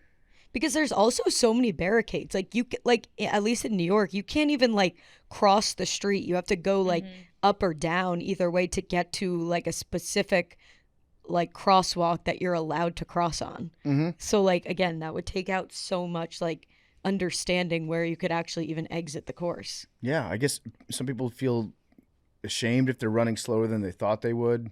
They should be ashamed if they're cheating on a marathon. Right. Yeah, that's true. And then also runners in general. Runners, they're very good at tracking people down and figuring out cheaters on their own. There's like a whole community of runners on message boards that will figure out if somebody's times have been consistently suspicious. Wait, really? And they will use GPS data. They will go to the ends of the earth to track this person down, compare their split times, and they will find you. Have you They're seen very the good guy at on TikTok who does that with golf tournaments? it. Catches cheaters? Yeah. No. Well, he has people send him in a lot, but he'll like member guest and member tournaments. Yeah. He goes and looks at people and he's like, okay, your handicap is a 13, and they somehow shot a 64 to win this tournament. It's like And not possible. And it's like the prize is $100 to the pro shop. That's like my dad every day he comes home. He's like, yeah, I know so-and-so wasn't writing. He didn't write down his right score, so his handicap's higher. Like, da, da, da. I'm like, okay, what's the drama? Scrambles. at There the hasn't country been an club? accurate scramble winner in maybe a decade. Yeah, it just depends on how good your handicap is. No, you do scramble tournaments, and you're like, motherfucker shooting 48 and shit. Like 51. Like, come on, dogs. Yeah, there was a tournament we went to. It was here in Chicago, and we just walked the course with Max Homa. And it was like, on Wednesday you play in the Pro-Am with a group of guys that are playing a scramble. And the guys that are in the scramble, they're not really playing with the golfer. The golfer's doing like a practice round. But the 4 guys compete in a scramble against everybody else that's out there. There's big prizes. And one of the groups that was out there, they'd won like 3 years in a row. And we were like, man, you guys are really good. And they're like, no, we just have great handicaps. And so I think they started the round off like eagle, birdie, eagle. But really I think they shot par, bogey, par. But because of their handicap, it was counted as eagle, birdie, eagle. And yeah, they ended up winning again. But how do they have good handicaps if they're... Maybe they just don't play that much? Yeah, that could be. I don't know. That could be. I don't understand how the handicap system works in golf. I really don't. I've been putting off getting an official handicap. I just use the app to track my scores. Gin? Yeah, I don't have one of those officially, which did cause some controversy at a member guest that I played at last year. What did you... I should have been playing at like a 22 handicap, and they made me play at like a 16. Oh, so it's actually hurting you. Oh, it hurt me big time. Yeah, for sure. Damn. Also, shout out to Danny Woodhead. I think he is competing today to try to make the U.S. Open. That's so the exciting. qualifier. Oh, yeah. Yeah, in Omaha. Oh, yeah, you May 7th. missed. I was caddying from a guy that was competing in the qualifier. Arian left him at the turn. You did? Did. Yeah, that's how committed he dedicated I is am to this podcast, baby. I appreciate that. Yeah, no, what it really was like, so I had never been to a qualifier. I think the only pro event I've never been to an actual pro event. I've been to a pro-am. But anywho, so I'm thinking, okay, it's 3 a group, right? 50, it's 3 a group, and we tee off at 8:40. I'm like, oh, that's gonna be like easy 3-hour round, maybe even less, because everybody here can play. Man, hell no. Every talking about these dudes is taking 2 minutes each shot, dog, staring at every leaf, looking at every angle, and I'm like, bro, that shit. So like 2.5 hours on the front 9, and I'm like, I gotta go. He's like, nah, you're good, bro. So I'm looking at this right now. There are, I think, 77 competing in Omaha to be one of the top 4 scores of the day, and then they would then qualify for the final round, where you could get into the U.S. Open. Danny Woodhead at the turn is 1 under, tied for 7th place. So he is 2 strokes away. Aren't we all? Yeah, we are. Danny is currently, as we stand right now, 2 strokes away from advancing in qualification to play in the U.S. Open. Oh, Let's go, Danny. Let's turn on the back 9. Should I text him? Just be like, good luck, bro? No, bro, leave him alone, fam. I shouldn't? What? No, it's like you No. don't talk to the pitcher when he has a no-hitter. Jinx All it. right, just know that right now, Danny, I'm rooting so hard for you, and I care about you so much that I'm not going to text you to root you on. And No, put it in the draft. the U.S. Open is in, I believe it's in Omaha. I think it's on Danny's home course. I'm excited about this. Is it Oakmont, right? I I think so. think Yeah. it's like Pennsylvania. Oh, really? Yeah. Is it- Yeah, Oakmont's in Pennsylvania. Oh, it's just the qualifier that's at his home course. Okay. Yeah, and I'm excited about this U.S. Open, man. Oakmont is notorious for high scores, and I love watching pro golfers shoot high scores. Yeah. Like not on some like No, praying on a downfall, but I am. but like some courses 8 under. Like, come on, fam. Well, like, what- there's no. What major was it last year? It's the one Scotty got arrested in Louisville where they were shooting like 2 on every hole. Valhalla. Yeah. What Yeah, tournament was that? and- U.S. That wasn't U.S. Open. I think it was the PGA. Nah. Yeah, PGA maybe. Yeah, and I like that's why I like U.S. Opens, right? So I think like if I'm ranking the majors, it's Masters 1, then U.S. Open, then I'll say PGA, then after it's the Open overseas, the British Open, I think it is. I don't know. Yeah. But I would probably I love the U.S. Open because their whole goal is like we want tough courses, tough course conditions. We want the rough 5 inches thick. Mhm. It penalizes your misses because pros their misses are so good. So I want the margin for error for pros to be very small, and that's why I love watching the U.S. Open. You see them cats come out shooting 5, 6 over. Yeah, I'm all for that. Love watching that. Yeah, it's great. I like it when they do the videos before the rounds start where like one of the reporters goes out there on the course and they take a golf ball and they just toss it into the rough and it disappears. That's Yeah. great. I like it when you got a guy that's like looking for his ball in the rough and there's like fescue and grass up to his kneecaps getting bit by a Yeah. snake. And Yeah. yeah. I wish that on both. I mean, Actually, I would wish that on my worst enemy, but Yeah. not on them. it is great to see that to pro golfer. Aaron, you can say it. Say it with your chest. Like, I like watching professional golfers in pain because of ridiculous scores. I like them struggling because they're so good that it's debilitating for like us. And it's like I'm Yeah. never even gonna get nowhere close to that. So like when I see them hacking 3 and 4 out of the rough, hell yeah. When I see Scotty Scheffler shank a chip, fuck yeah. I love seeing that shit. I love seeing. And I think on Oakmont they actually have like a 300-yard par 3, dog. If I remember correctly, it's like a 300-yard par 3. That- Insane, dog. That is Insane. disgusting. Love that shit. That is absolutely sick stuff. But yeah, it is good. So good luck to Danny. I hope you do it, bro. We're all rooting for you. Macrodosing is also brought to you by Pardon My Cheesesteak. We were in for a great sports week. One of the best sports weeks of the year. We got second round of the NHL playoffs, the NBA playoffs, and full slates of baseball. And ordering Pardon My Cheesesteak for your game day meal or late night eats, it's the best play call you can make. Pardon My Cheesesteak offers a wide variety of cheesesteaks, loaded fries, and popular desserts, all delivered right to your door, so you don't have to miss any of the action on your couch. Pick your favorite cheesesteak made with thin sliced steak, melted provolone, mouth-watering cheese sauce, and caramelized onions on a toasted hoagie roll. Or you can order the popular Big Cat Combo. Get your choice of cheesesteaks, fries, and a drink.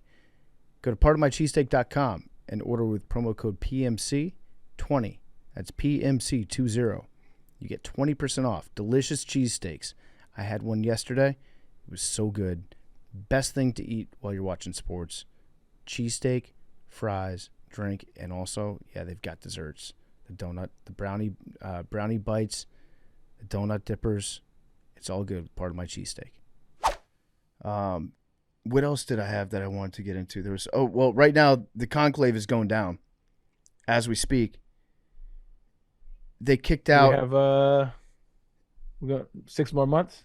I don't know. It could happen today. They kicked out all the fake Cardinals.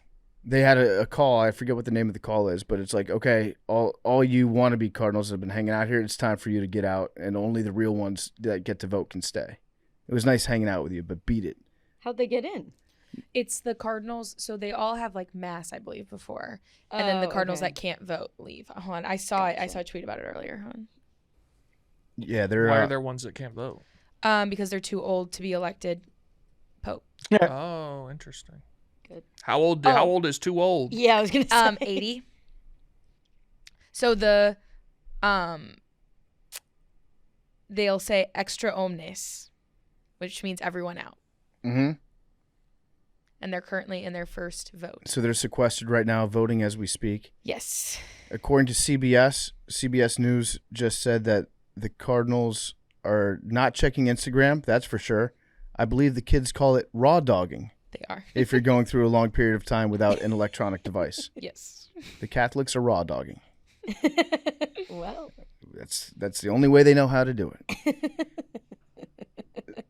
I love that the reporter just dropped raw dogging on CBS. Completely out of context. Every time I get on a flight recently, I've considered doing the thing. A guy got on a flight and just started writing down athletes on a notebook and tried to get to 1,000. Yeah. I want to do that, but I can't bring myself to raw dog a flight like that. We did that we raw dogged the car ride out to Los Angeles when it was myself, Billy, Bubba, and Snapchat Steve. And we just did, I think we put together football teams made out of animals.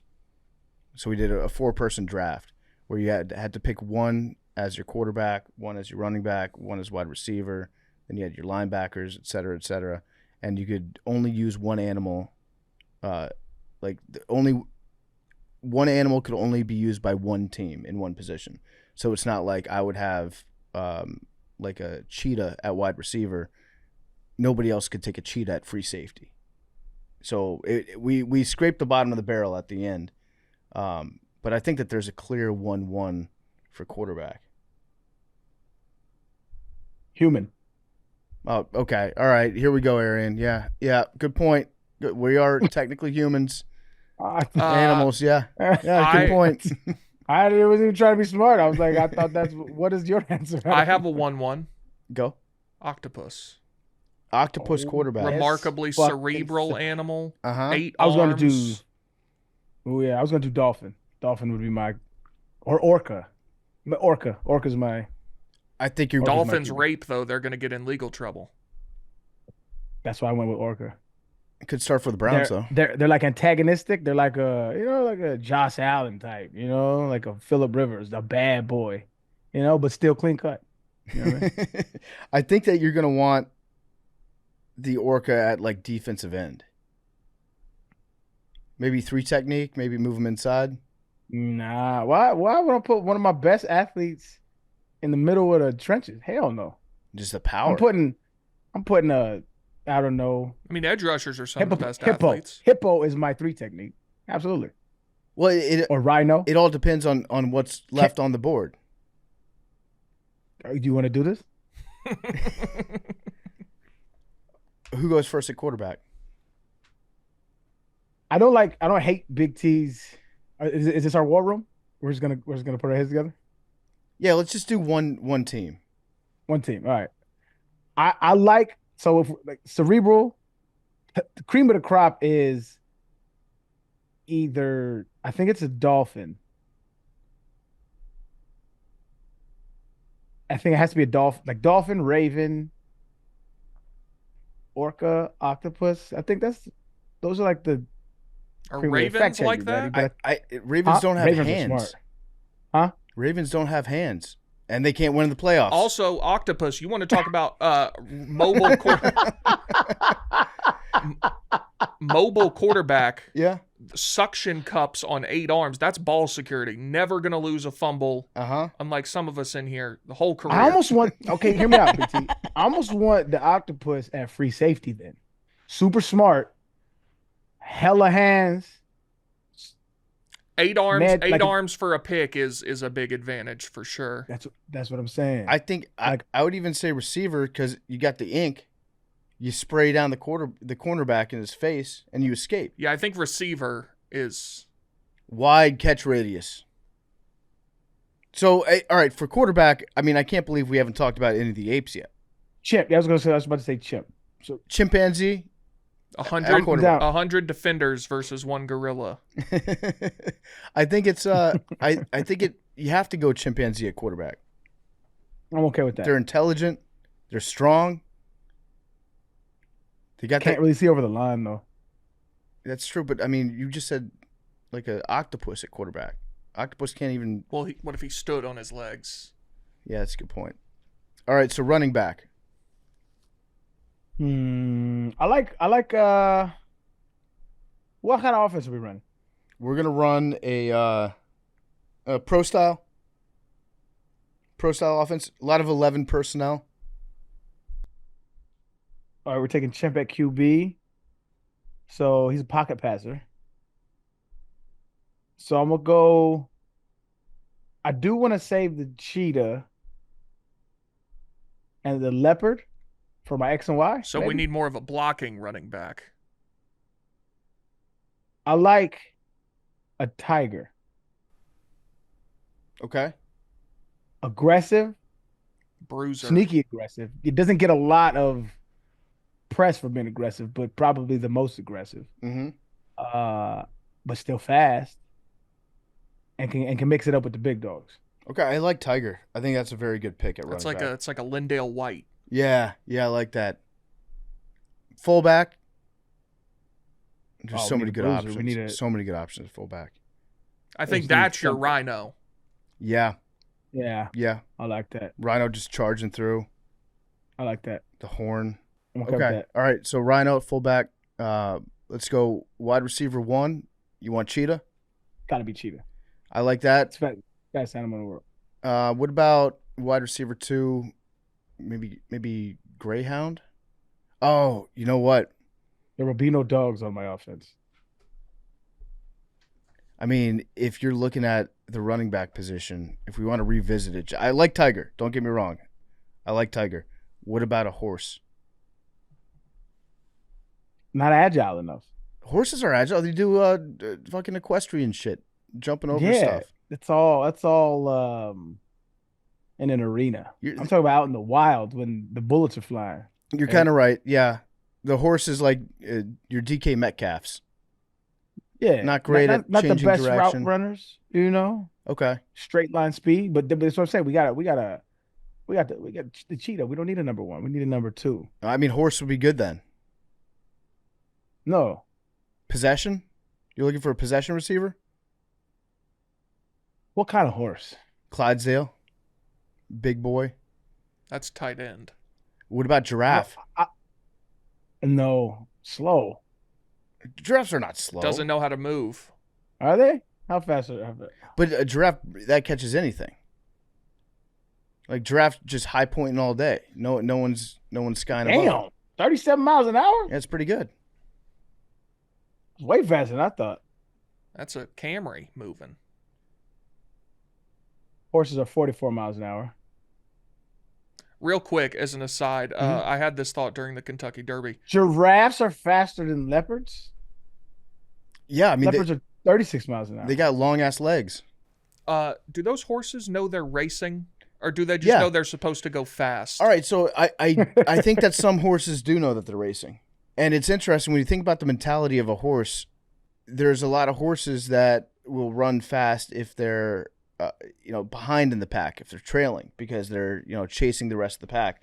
But it takes a special kind of horse with like a championship mentality that just wants to be the best to be able to race from the front. Yeah. It's like I'm in the front, I'm making my own way, and I'm still going as fast as I possibly can. That is a great mindset for a horse to have. I think it's very rare too. Because they don't have, it's not like dog racing where you chase the little rabbit around the track. Is that a thing?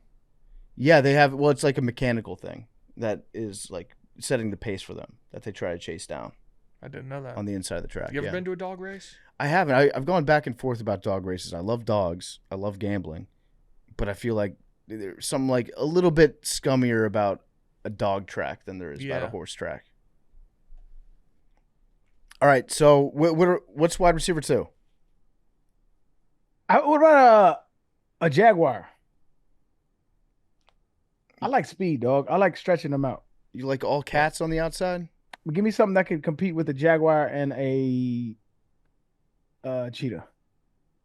I mean, I still think giraffe is a good choice. I like that because they're not as agile. I like that for tight end. You know what I'm saying? Can get in there and mix it up. Okay. Tall, lanky. All right, we can go jaguar. We can go jaguar on the outside. I like that. And then giraffe at tight end. Mhm. What about tackles? Offensive line. Stout. You want something big, but especially on the edges in today's NFL, you got to be able to move too. Yeah. So, I mean, top of the head, you want to maybe have a hippo on the inside. Yeah, I like our hippos on defense. Super aggressive, can run. I was thinking more maybe like an elephant. Elephant's great. Yeah, elephants can move too. Yeah. They got some lateral change of pace to them. What about blue whale at guard? How fast are blue whales? I don't think you have to be You don't fast. need to be fast. You literally, it could be a dead blue whale. If we're running a pro style offense, we're gonna have some pulling guards. It does not even need to be alive. It just needs to lay there. His job is just to eat defensive tackles. That's it. Yeah. All right, blue whale guard, elephant tackle, blue whale guard. All right, who's anchoring? Who's the captain of the line? The center. So we need a little more agility. Mm-hmm. We could go with. We got to put the silverback somewhere. See, I was gonna save him for defense. Okay, that's fair. I can see that. I was gonna save him for defense and the bear for defense.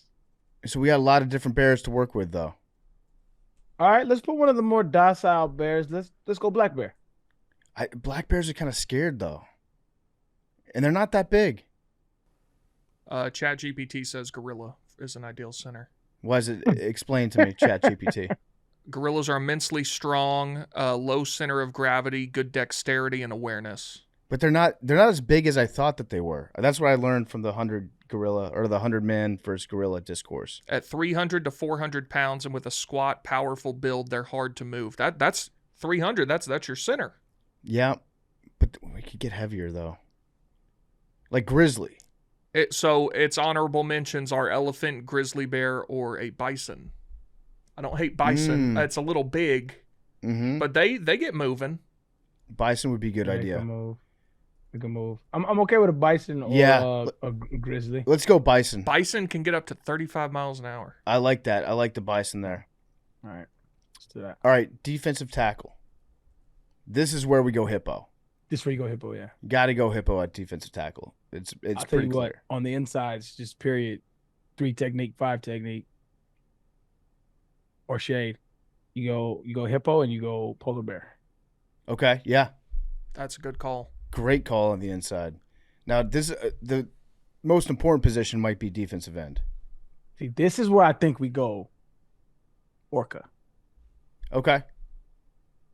Yeah, I think you're Fast, big, aggressive, smart. I need somebody.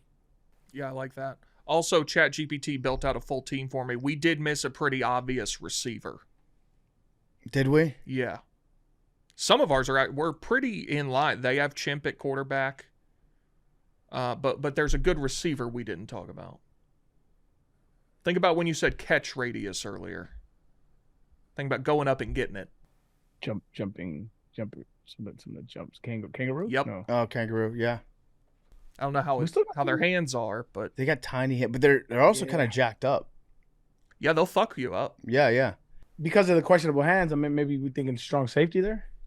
Could be. It could be. Yeah, that's not a bad choice. All right, so orca at one defensive end, and then who do we have at the other? Lion. We skipped out on lion. Yeah, lion. We got to put the lion in somewhere. What? Okay, well, we need a presence on inside linebacker. That's where I was looking at maybe silverback, I thought we put him at center. What did we put at center? bison. Oh, I'm okay with that then.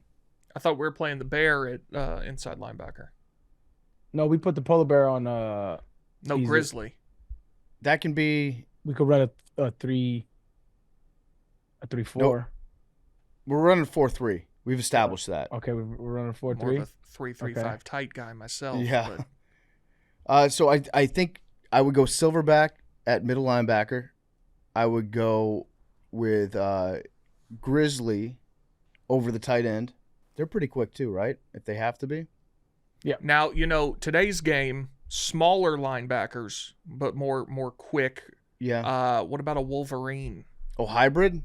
Wolverine. You Wolverine. could do safety as well. I like where your head's at, but if we're gonna go small, I think we go honey badger. Or that's probably safety, right? Are those not pretty similar? I think they're very similar, but I think honey badger might be a little bit bigger. Oh, I would guess a Wolverine's bigger. So we got What the about- mic. So who's the mic? Great white shark is at the Sam. No, Oh. great white shark's Will. Great white shark is Will, and then we're gonna go with grizzly bear at the Sam. Wolverines are twice the size of honey badgers. Are they really? Yeah. Okay, so maybe for safety, strong safety, Wolverine, and free safety, honey badger. What do you think about that? That works. Cornerback, we got to get some birds. We got to get some birds involved, right? We gotta get a raven. They're smart. Well, they're the smartest bird. What about the eagle? I like that. Like as a larger cornerback. All right, so we go raven on one side, eagle on the other for cornerback, and then for kicker, a mule. Yes, shit. At this, I mean, we don't- got the we don't we kick? got the cream. We got the nuts and bolts, man. I'm not a kicker guy. Okay, I think we go mule at kicker. One possible thing that we could change with our offense at fullback, the ram. That's like what it does. That is what it does. It just goes straight ahead all day. Yeah. Did we hold on? Did we leave out the We left out the octopus? Octopus is head coach. Okay. I like it. Got all the challenge flags. Got 8 of them. All right, so for today's topic, we have a guest that we're trying to bring on, but we don't think that he can make it today, which is why we're going to punt that to either next week or the following week. So instead, we're going to go around the room real quick, and everybody has something that they would like to either educate or talk to us about. Mad Dog McKinsey, people like the Duggar episode. I appreciate where them. where you guys laid it on thick with the facts and we just reacted to it. Do you guys have anything that you want to discuss today? I have something similar that's popping up on my TikTok, but you guys go first. No. You go first. Oh, really? Mm-hmm. Okay. So I don't even think I made a friends only TikTok about this. Is the only reason you might know what I'm about to talk about. There is this thing. I literally think it's only on my TikTok because I fall victim to this. I don't even know what to call it. 18-year-old wives are coming back. And I am Real quick. Is this when I see people talk about trad, is that what this is? So it's not even trad. Trad is like ballerina farm. Yes. That's different. Now, I know what that means also, but why don't you tell Arian? So It's like ballerina farm is a woman who lives in the farms or in the mountains of either, I think in Utah, and is Mormon, I believe. And she has like 8 children, all of them born natural. She cooks everything from homemade. scratch. They have Everything. they have animals that they get their milk from, and they're Or at least they cheese. pretend to do all this stuff for And- the cameras. Right. Yeah. And it's basically she's like a homesteader, and her husband is from a billionaire family, and he basically quit not quit it. He still is a billionaire, but like didn't want to live the life of like corporate, who gives a fuck, and is playing cowboy. Yeah. Is what Right. this is going Probably on. like grew a beard out. That's like Wears cowboy hats everywhere. oh, the beard's a little bit too long just to let everybody know that I actually think he's got a clean beard. shaven, but he wears cowboy hats and cowboy boots everywhere, and they live on a farm. And she was a ballerina at, I believe, Juilliard. And he basically was like, actually, let's get married within 6 months of meeting, and I'm this going is to a- take you away from the whole life. This is a real family. This isn't Yeah, just like and they're an online. archetype. Okay. There 'cause- was No, very they're- recent. Yeah, I thought like, that's because this is, I feel like there's more than one person that's done this. There This definitely is a- is. but That this is a she's like the specific example woman. of Okay. the trad wife. Yes. And so they met, and he was like, I would like to marry you, and I would like to start a life on the farm with you. And she was like, well, I'm in Juilliard. So they got married, and she was in her senior year at Juilliard when she was pregnant with her first kid, and was like doing the ballet of it all when she was pregnant. And then they had their first couple kids in New York City, and then they moved out to their ranch. And she now is like a Instagram influencer Yeah. and shows her life and how she has 8 children, but she looks so beautiful all the time and is so effortless and is making bread and cheese. And she's like, you know, the whole thing. Mhm. And this woman had a Times article on her probably last year. And the Times article kind of basically ripped into her being like, you know, her husband has Like, stifled her life. Forced her into marriage. Yeah. She could have made been her a- stop being a ballerina. She could have been a famous ballerina Yeah. and all of this stuff. And she was like, no, I wanted to do this. You know, my husband is great. He's a billionaire. Yep.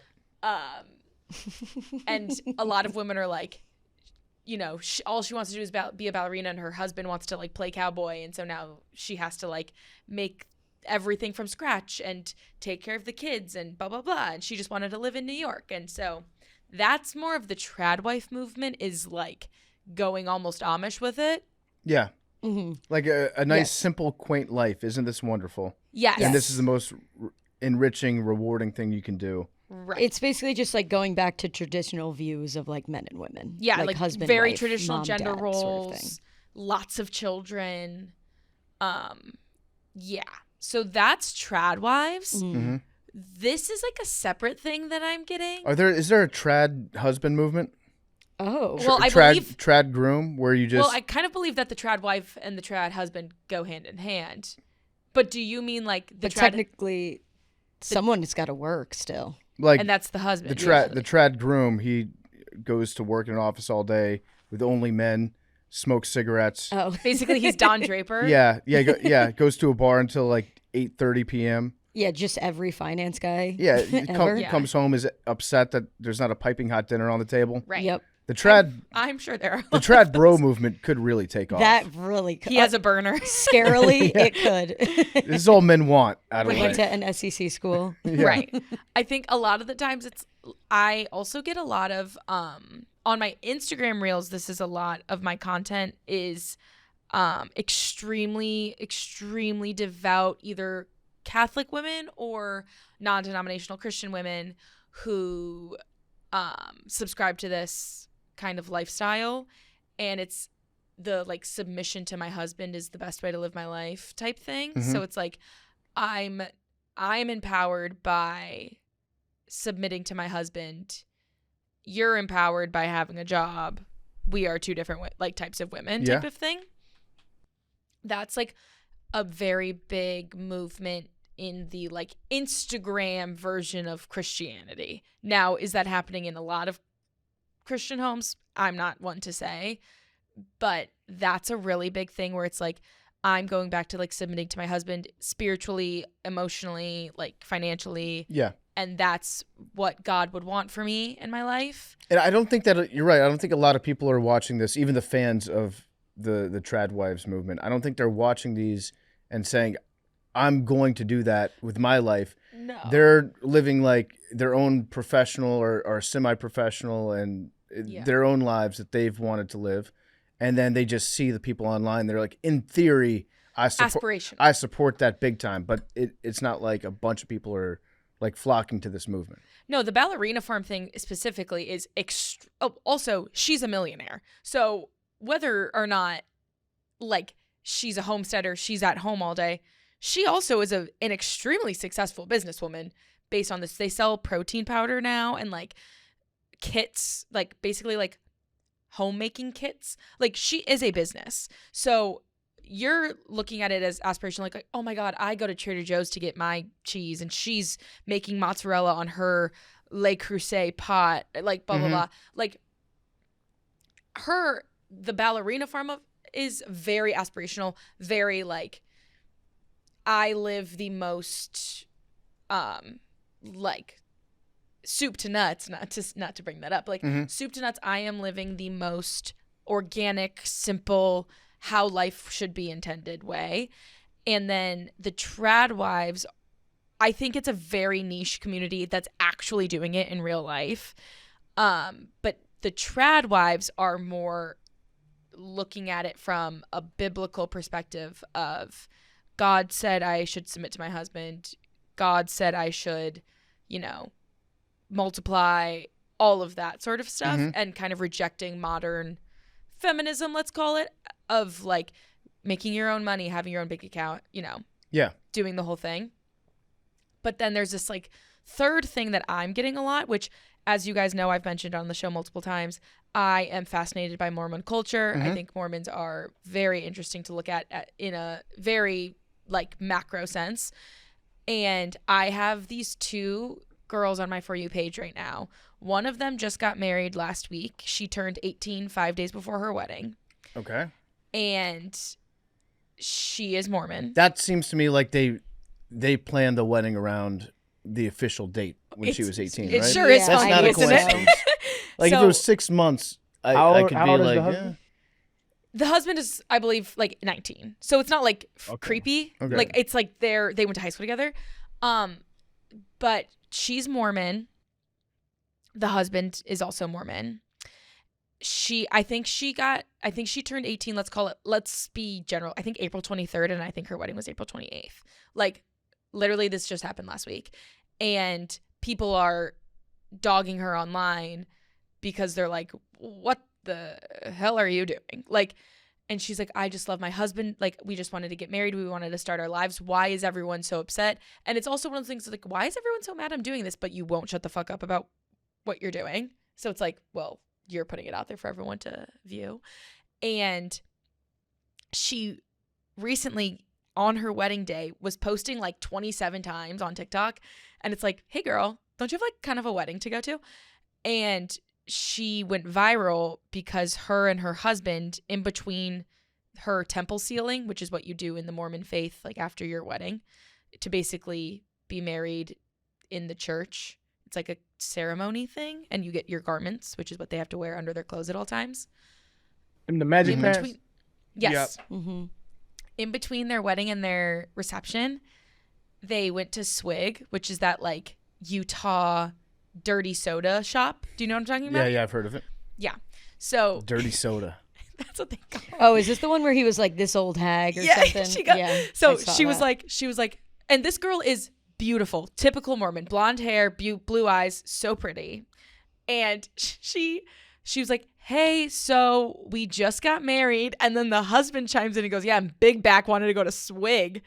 And so, Yeah, Big Back. Big that's Back what wanted it to go to was. Swig. So they were at Swig, and they kind of look and sound like they are strangers to each other. Mm-hmm. And it's a very kind of like awkward, like no real, I don't want to say chemistry. That seems so rude, but like it doesn't feel like those two just got married. It's kind of like, oh, we kind of had like homecoming today, and we're going to get Dr. Pepper with coconut cream to celebrate. Yeah. And also, it's kind of weird that he called her a big back, but like, I guess people joke in different ways. I personally would not like to be called fat on my wedding day, but that's just me. Mhm. And so they're under fire with that, or not under fire, but like people are like, what the hell are you doing? And people are also saying in the comments, like, oh my God, anything to avoid going to your hotel room, like after getting married. Yeah, they're scared. They're Yeah. like, hey, want to go That's funny. stall as much as we can instead of like being alone with each other. Listen, I've wanted to go to Swig for a long time. I don't begrudge anyone for doing that. Right. I gotta know what the order is. Do they have like his and hers cocktails ready to go? She literally said the order. Yeah, she so literally said the order. what is actually One in was the the drinks? Texas Tab, Okay. which is, hold on, I can actually tell you what it is. It's got to be Dr. Pepper. Swig Texas Tab is Dr. Pepper, vanilla, and coconut cream. Shout out Frisco, Texas. Wait, I don't get, why would you know that? That's where Dr. Pepper is. I think them and Frito-Lay are both in Frisco. I think you're right. Most delicious snack town in America. Gotta be. Also, breaking news: no Pope on the first vote. Makes sense. Black smoke. Okay. But so basically it's like them going to Swig and like them making 17 different TikTok trends before this wedding reception and after this wedding reception, and it's like, oh my God, like you do actually, like, why am I a part of this? Why do you not want to be alone on your wedding day? And it's because obviously they're like scared to bone. But that's kind of what's taking over my page right now, and I really just find it interesting because I just turned 26, so I'm 8 years older than this girl. Yeah. So And thinking about getting married right now still terrifies me, and I'm 26, and my brain short circuits when I think about getting my life at 18 and who I would have married, like what? yeah. So when you're that age, a lot of times people they get into relationships and they think like we're gonna be together forever, Right. and most of the time they get talked out of that by somebody close to them, or they go their separate ways. But I think a lot of people have that thought when they're in high school, like the person that you date in high school, you're going to end up marrying them. We're going to be high school sweethearts. Yeah. So turning 18 and then celebrating that by getting married is a very, very weird mindset to have. It's like you're stopping your life sometimes before it's even started. And I know their whole thing is like, I'm not, because people will say, hey, I feel like you're kind of, settling down at 18. Like there's so much life to live. Mm-hmm. And they're like, well, I'm just going to live that with my partner. Like my husband and I are just going to, grow together. And it's like, I get the sentiment, but also you do now have like a counterpart that you have to do everything with. It's just a different thing. And also most of the time, if you're getting married at 18, you're probably not going to wait until 35 to have kids. Yeah, no, you're going to get pregnant super quick. So it's that also, that changes a lot of things too. And so I like when they're like, oh, like you guys think my life is over because I'm 18 and married. Like, actually, now that I think about it, I have 3 women in this circuit in my You should build in, TikTok. men and women, you should both build in a small amount of time at least to just be a hoe for a little bit. And it's not even that you have to be a hoe. It's just like, Hoe mentality, hoe energy. yeah. Or it's just like, I don't Not have by any choice. Yeah, you can be a hoe and still be a virgin. Exactly. Yeah, That's what yeah, most you like can. Mormons, they're hoeing around, but they're Yeah. virgins. But it's Soaking. Who's You just don't have- mindset? Well, You don't have to how do can you this. hoe and be a virgin? I'm just talking about hoe in terms of big hoe energy. or also like What does just that make mean? out. It's I'm, like I'm listening. I'm like You're I'm for the intrigued. streets. Yeah, a little wild. Can't be tied down to anything. No responsibilities. Make some How are bad you a wild decisions. virgin? Make some bad decisions. Hanging out with the wrong people. Doing some questionable stuff. Being late for family engagements. I think I'm just more talking about being irresponsible. You should. Yeah. Yeah. You But should. that can hoe. You can be hoeing around. But the This problem is- is when This you're is not hoe married. activity. When you're married, you don't really. Arian's like, I would know. You don't really get those irresponsible years. You're doing hoe activities with hoe tendencies. Hoes are your friends. Hoes are your enemies. Totally. But so I just really find it interesting of like looking back on my life when I was freshly 18 and the choices I would have made then versus the choices I am hoping to make as a person with a fully functioning brain and some life experience under my belt. And I'm still very young, I think. So was that 7 years ago? 8. 8 years ago. Happy birthday, by the way. Thank you. I appreciate I also appreciate you. We talked about it. Thank you for the drinks. Did they give you good drinks? It was great. It was awesome. So Madeline got a happy birthday and a gift. Yes. Was there anyone else's birthday? Sorry. No, it's all Well, good. you don't want anyone to know your birthday. It's all good. I didn't know. I didn't. Also, Mad Dog invited me to a birthday party. I did. Big T didn't. I don't have birthday parties. Yeah, I'm so yeah, 28. I get an invite to her birthday party, and as an old washed guy, I'm like, yeah, I'm not gonna go, but I'll have some drinks. That's over. nice of you. That's very And I nice. also wanted yeah. to return the favor. PFT invited us to his birthday, and I said I would love to have PFT at mine. It's at a bar that we all like. I said, come on, join. There we go. Right. So you don't get to complain, Big T, if you don't want. not people complaining. To know your I'm not birthday. complaining. That's a little. I'm not complaining. I did go to your birthday. You did. I did. I would have gone to yours. No, I wouldn't have, but I would have got you something. I don't have birthdays. You got me a Listen, coffee. I don't ask Yeah. people to do anything that I don't want to do myself. I appreciate that about you, Big T. You are intellectually honest when it comes to that for sure. So wait, that's 8 years Whoa. ago. You were 7. What? When it comes to that, I didn't. Hey, he I heard said when it not comes me. to that. What does that Is there a mean? problem with that statement? yes. Why? Well, everyone else seemed to have a problem with it except you. I think that's you reading into it a little bit. Big T. Well, everyone else seemed to as well. I didn't catch on. yeah. So that was 8 years ago that you were 17. Yeah. What age so far? Let's just say like 40 and under. What age are you more likely to be friends with your 7-year younger self? Like when you're 25 years old, None. 19. could you hang out with your 17-year-old self, or would you Oh, be like, yeah. No. you don't think so? I get Snapchat memories from like that time of my life, and a lot of people find me annoying now. Imagine me 8 years ago. Who finds you I had annoying aside from A lot of people. dweebs online? Like, who? Well, yeah, them. But like, yeah, them. But That's all though. that's all. Well, I'm sure actually people who don't. Yeah. But anyways, I had never drank. I had never gone to a party. I had really never left a bubble of the west side of Cleveland. Like my brain was hollow. And I was so annoying. Like my Snapchat memories are so annoying. And I was 18. I just had like a different sense of humor. I had a different life. I was What was your very sense different. of humor, nigga? What's funny to Maddie at 18? Annoying. Like truly, I don't even know. I was really into like self-deprecating and like annoying shit. I don't even know. I was on One Direction Tumblr at 18.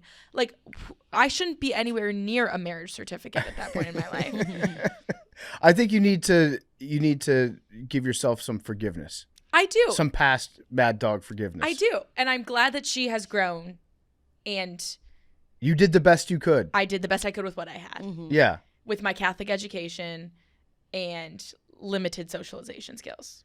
Yeah, listen, I mean, everyone does weird, cringy shit when they're 16, 17, 18 years old. Exactly. For sure. That's all you do. That's all you did. Yeah. And the like pe- no one's ever like Oh, look at that cool. fully developed 18 Yeah. cool. Yeah. The people that don't are just not that interesting, I think.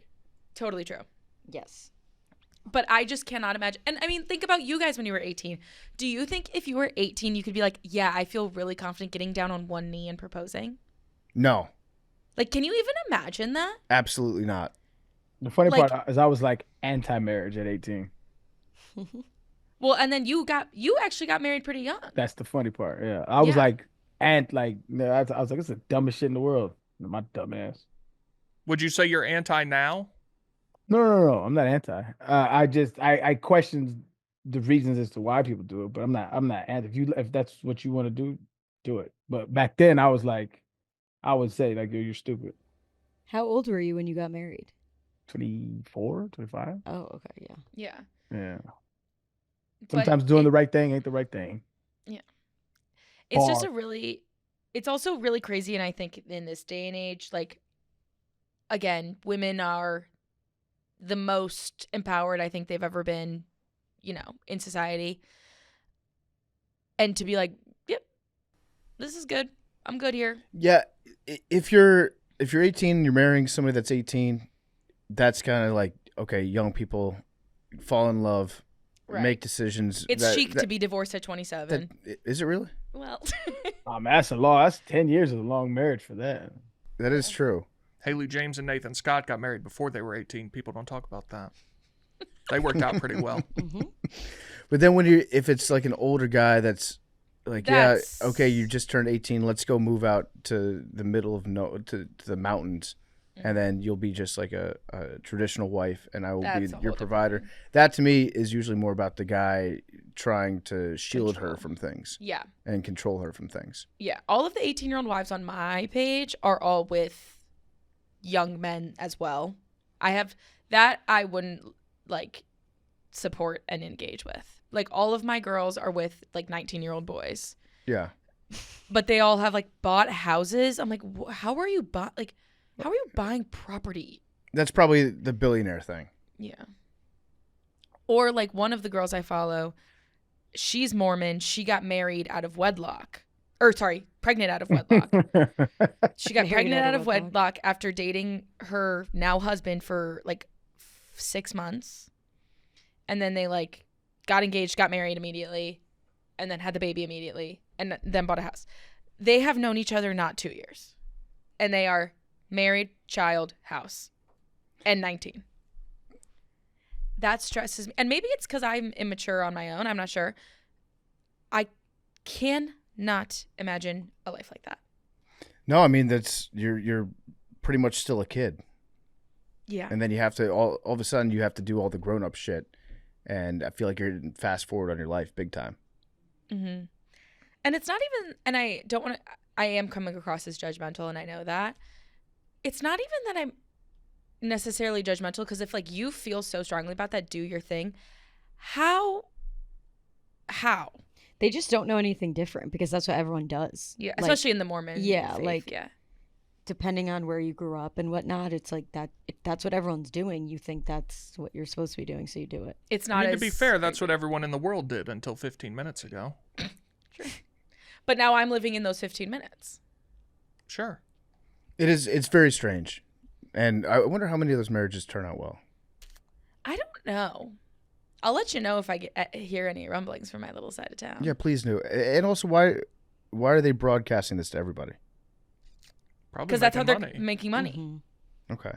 Like, that's their job. Do you They're think, influencing now. what if they're just like on a Yes. soundstage out in California? It's like the hills. Yeah, you could pay like 10 grand a month to rent a ranch right outside LA and then just go there for the day. Pretend that you're milking your cow. You never actually have to milk it. You just Right. stand next to it with your bucket and your nice hat and your boots. People do that for private jets. You I can Go know. to a fake Mhm. private jet, Oh, yeah, staging, take a photo. and take pictures. I saw this one video the other day of a guy that was allegedly an FBI agent trying to avoid being I saw questioned this. Very by- fake. by a but flight attendant yeah. and a police officer on the Yeah. plane. And he's like, you need to get the fuck out of here. I've been working on this case for 3 years. And he like pulled out his little FBI badge, and it was the fakest thing ever. And then I realized that you can just buy like access to film on an airliner, and then people are doing that to make videos in the hopes that they go viral. Yeah. That's insane. It is pretty crazy, right? To Also, think the that's whole where we are. the whole context of that video didn't make any sense. Yeah. because he could have just done what he did at the end in the beginning. And also that doesn't like, to the best of my knowledge, that doesn't like absolve you of whatever they're questioning you about Right. to begin with. Yeah, I mean, there were a lot of things that made me think like this is fake, but I never thought that it was going to be just like, oh yeah, they rented out an airplane and tried to get like a bunch of views on Twitter. That doesn't make any sense to me. A new weird thing that's happening that our guy braces all over is the fake Down syndrome filter and fake Down syndrome AI girls. Yes. I see his replies. This is some deep, dark internet shit that I don't think anyone saw it coming, but it's here. My guy Beeve from Hard Factor was telling me about this a couple months ago. There are some AI women online. I think some of them are actual women that use a filter. But their thing is starting up an OnlyFans account and then using a filter to make themselves appear as if they have Down syndrome. And then that attracts a certain type of guy that wants to see that type of girl naked. This is the most pre-crime shit I can think of. And Brace just found the filter, and he's sharing it online because it is ridiculous. Brace is not advocating for this, but this is the type of shit that's like the internet is cooked. We're so cooked that there are women that are making hundreds of thousands of dollars a month posing naked and putting a filter on themselves to make them look like they are disabled. It's really weird shit. And then the captions are like, "Am I not your first choice for a woman because of my disability?" Yeah. And the mentality of the guys that would follow those accounts, that's some dirty, dirty shit. So good luck. I don't even know what to say. Good luck if you're raising a kid right now. Good luck. Was that your topic or was that an aside? That was an aside, but that has become my other topic was just going to be jury selection starting Diddy in the Diddy process, and they are asking the jurors if they're familiar with certain celebrities, indicating that they might be part of the trial. The list so far is Michael B. Jordan, Good. Kanye West, Mike Myers. Who's my So I'm like, Okay. you horny baby. that Mike. Now, I should also say this does not necessarily implicate them as doing anything wrong. For example, Kid Cudi's on this list.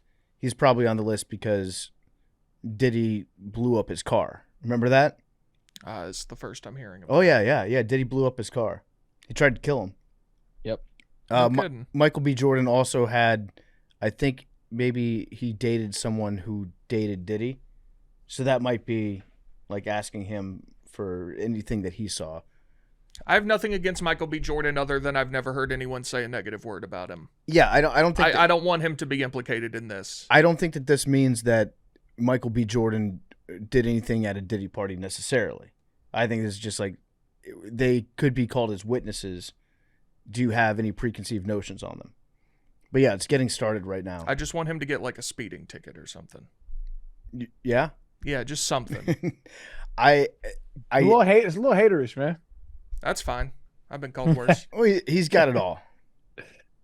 Michael B. Jordan's doing okay. So I don't know what's going to happen, how long the Diddy trial is going to go. My guess is it's going to stretch on for months, if not like over a year.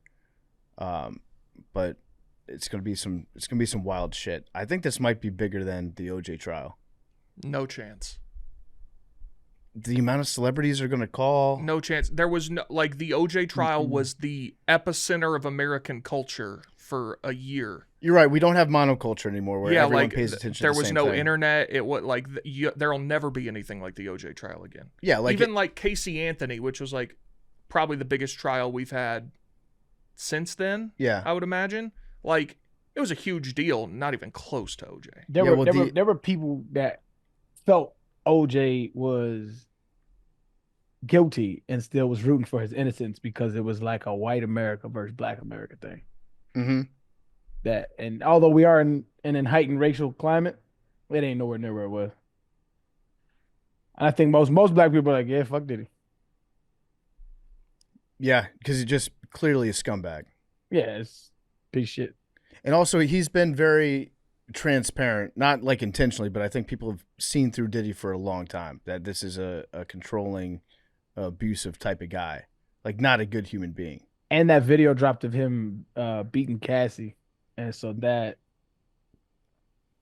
you have Right. a lot of people like, yo, fuck this dude. Right.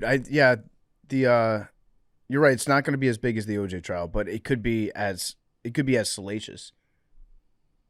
The other trial, it's going to be going head to head with the Brian Koberg. Is that his name? Koberger. Koberger. They have a date for that? I think that they're about to get a date for it. I think it's going to start in the fall. That guy's fucked. He did that shit. I'll just say it. He did all of it. Who is this? The Idaho murders. Oh, okay. Yeah. Yeah, he was like plotting that out for months. They got all his cell phone records. They got like phone calls that he made to people asking him how to get away with crimes and shit. He did all that stuff. Yeah. And then this is also why you got to wait for all the facts to come out. Like everyone after those murders, they were asking, why didn't you go check up on your roommates? Why didn't you do this? Why didn't you do that? Why did you wait till like 11 a.m. to call the cops?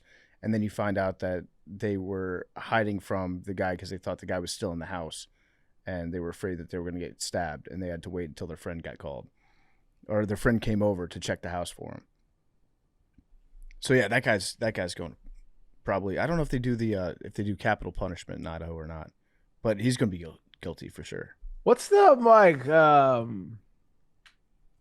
what's the most positive story you've heard on the internet as of late? Because it's pretty depressing, man. Just like most existing. positive story? Yeah, what's some positive shit? Not sports related. Oh God! Well, there you go. I had like 5 things that I was gonna get into. Rudy Gobert. If you think that you can't change and that people can't change for the better, Rudy Gobert figured out where the basket was after being in the NBA for what, 10 years? And starting COVID. I was gonna say he started COVID. A big redemption arc for Rudy Gobert. Yeah, man, people forget about that shit. COVID kicked off by Rudy Gobert. Yep. That's the only reason I know that man. Touching all the mics. Me too. Yeah. I did not know of his He existence. said, "Oh, I'm gonna give you COVID," and then gave everybody And COVID. he for sure did. He'll That's never wild. live that down. All right. So non-sports, good positive story. Yeah, I don't know. You're right. This has been a pretty depressing episode. Like we did just a lot of bad There has shit. to be I feel something. like the conclave is actually like positive. Unless If you're looking well, at it, depends on who they're picking. Yeah, it's it could true. be joyous. It yeah. could be. It's a joyous time right now. The Met Gala. Yeah, is that positive for you? No. I still don't. Is it an event? Like what I think happens it's at the It's a event? Is it fundraiser, okay. Fundraiser. and it's a gala. It's like a fundraiser that you raise money for the Met, and then what's the Met? The Met is the Museum. Metropolitan Museum in New York. It's an art museum. Oh, okay.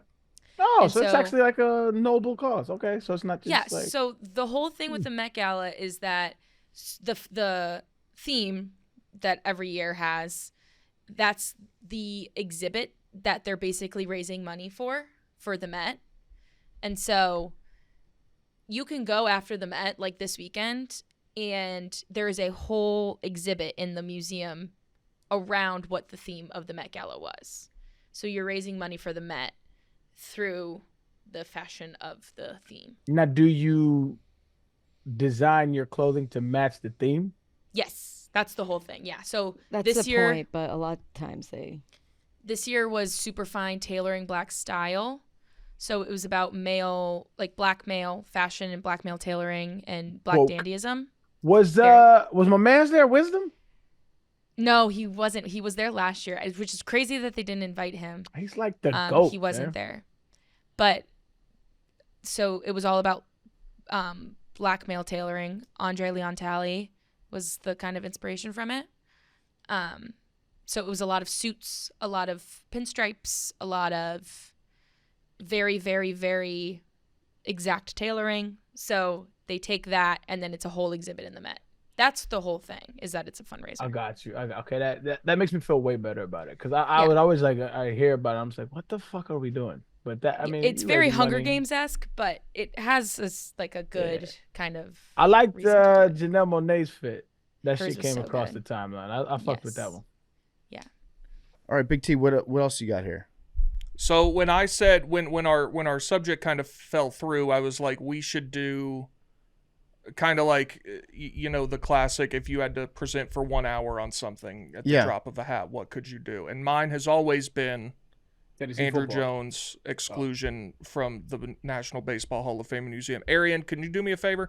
You want to watch a fucking ball player? Go pull up Andruw Jones highlights right now. So I'll just talk to Arian because he's a good audience for this. So Arian, Andruw Jones, currently not in the Hall of Fame.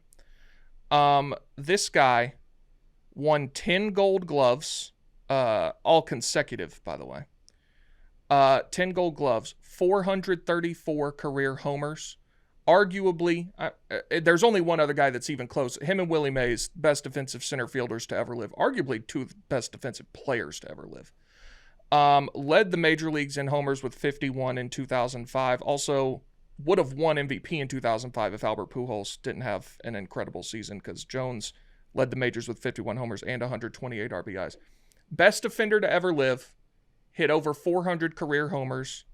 62.7 career WAR, which is 60 generally would put you pretty solidly into the Hall of Fame, and that's without all of his accolades. I've got some stats here for you. Seasons with at least 25 home runs and 25 defensive runs saved as a center fielder. Andruw Jones, 4. Mm-hmm. The other 20,100 players in Major League history combined, 2. Say that again? That's wild. Seasons with at least 25 homers and 25 defensive runs saved, which is a defensive stat as a center fielder. Now, obviously, not all these guys played center field, but Andruw Jones, 4. Every other center fielder in the history of Major League Baseball, 2. When did he get into the big leagues? Was it 1996. 1996, okay. He was also the youngest player to ever homer in a World Series. I remember that, yeah. He was, 18, 19?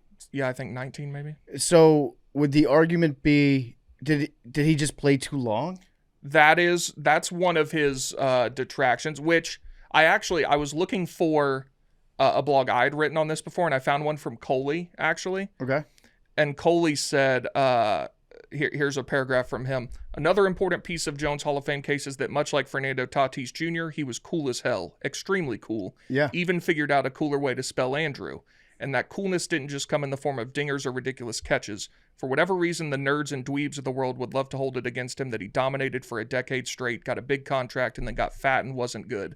Unless you're the GM who signed him to that deal, I don't understand your problem, because that's extremely cool. He proved his point. He won 10 straight Gold Gloves and decided enough was enough. Time to get paid, live in LA, maybe try now and then. Andruw Jones' coolness is too understated for my liking, and that ends today. Is it because of Chipper Jones? Like he wasn't the most iconic Jones? He would have been the best player on 25 teams in Major League Baseball. He just happened to be on one of the 2 best teams in the world at the time. We have to get him in the Hall of Fame. I agree. I've got some more stats for you. I'm not done. Most career seasons with at least 150 games played in center field and 25 homers. Willie Mays, 10. Andruw Jones, 10. No players, 9. No players, 8. No players, 7. No players, 6. No players, 5. That's crazy. Those 2 did it 10 times. The next closest is 4. A complete list of center fielders with 20 home runs, 20 stolen bases, and 20 outfield assists in a season. 1954, Willie Mays. 1998, Andruw Jones. God damn. That's the list. Only player in the history of baseball with 300 home runs, 200 defensive runs saved, and 150 stolen bases. And he hit 434 homers and saved 235 defensive runs. This guy's one of the greatest to ever do it, and it's a crying shame that he's not in the Hall of Fame. Arian, have you been watching highlights? I actually have. Yeah. I mean, he's super athletic. I mean, he's an animal. Jeff Francoeur said one time when he got called up to the majors in his first game, he was playing right or left field, I believe right, and he went up to Andruw and said, "Hey, like, what's our communication in the outfield? Like, who's got balls, whatever." And Andruw Jones said, if I'm running, it's mine. That's He good. said, if I'm not running, you can catch it. Because he knows if he can get there. Yeah. Would it be? I'm not saying this is the reason why. Or no, excuse me. Let me rephrase it. I'm not saying this is an argument for keeping him out, but do you think that this could be a reason why he's not in?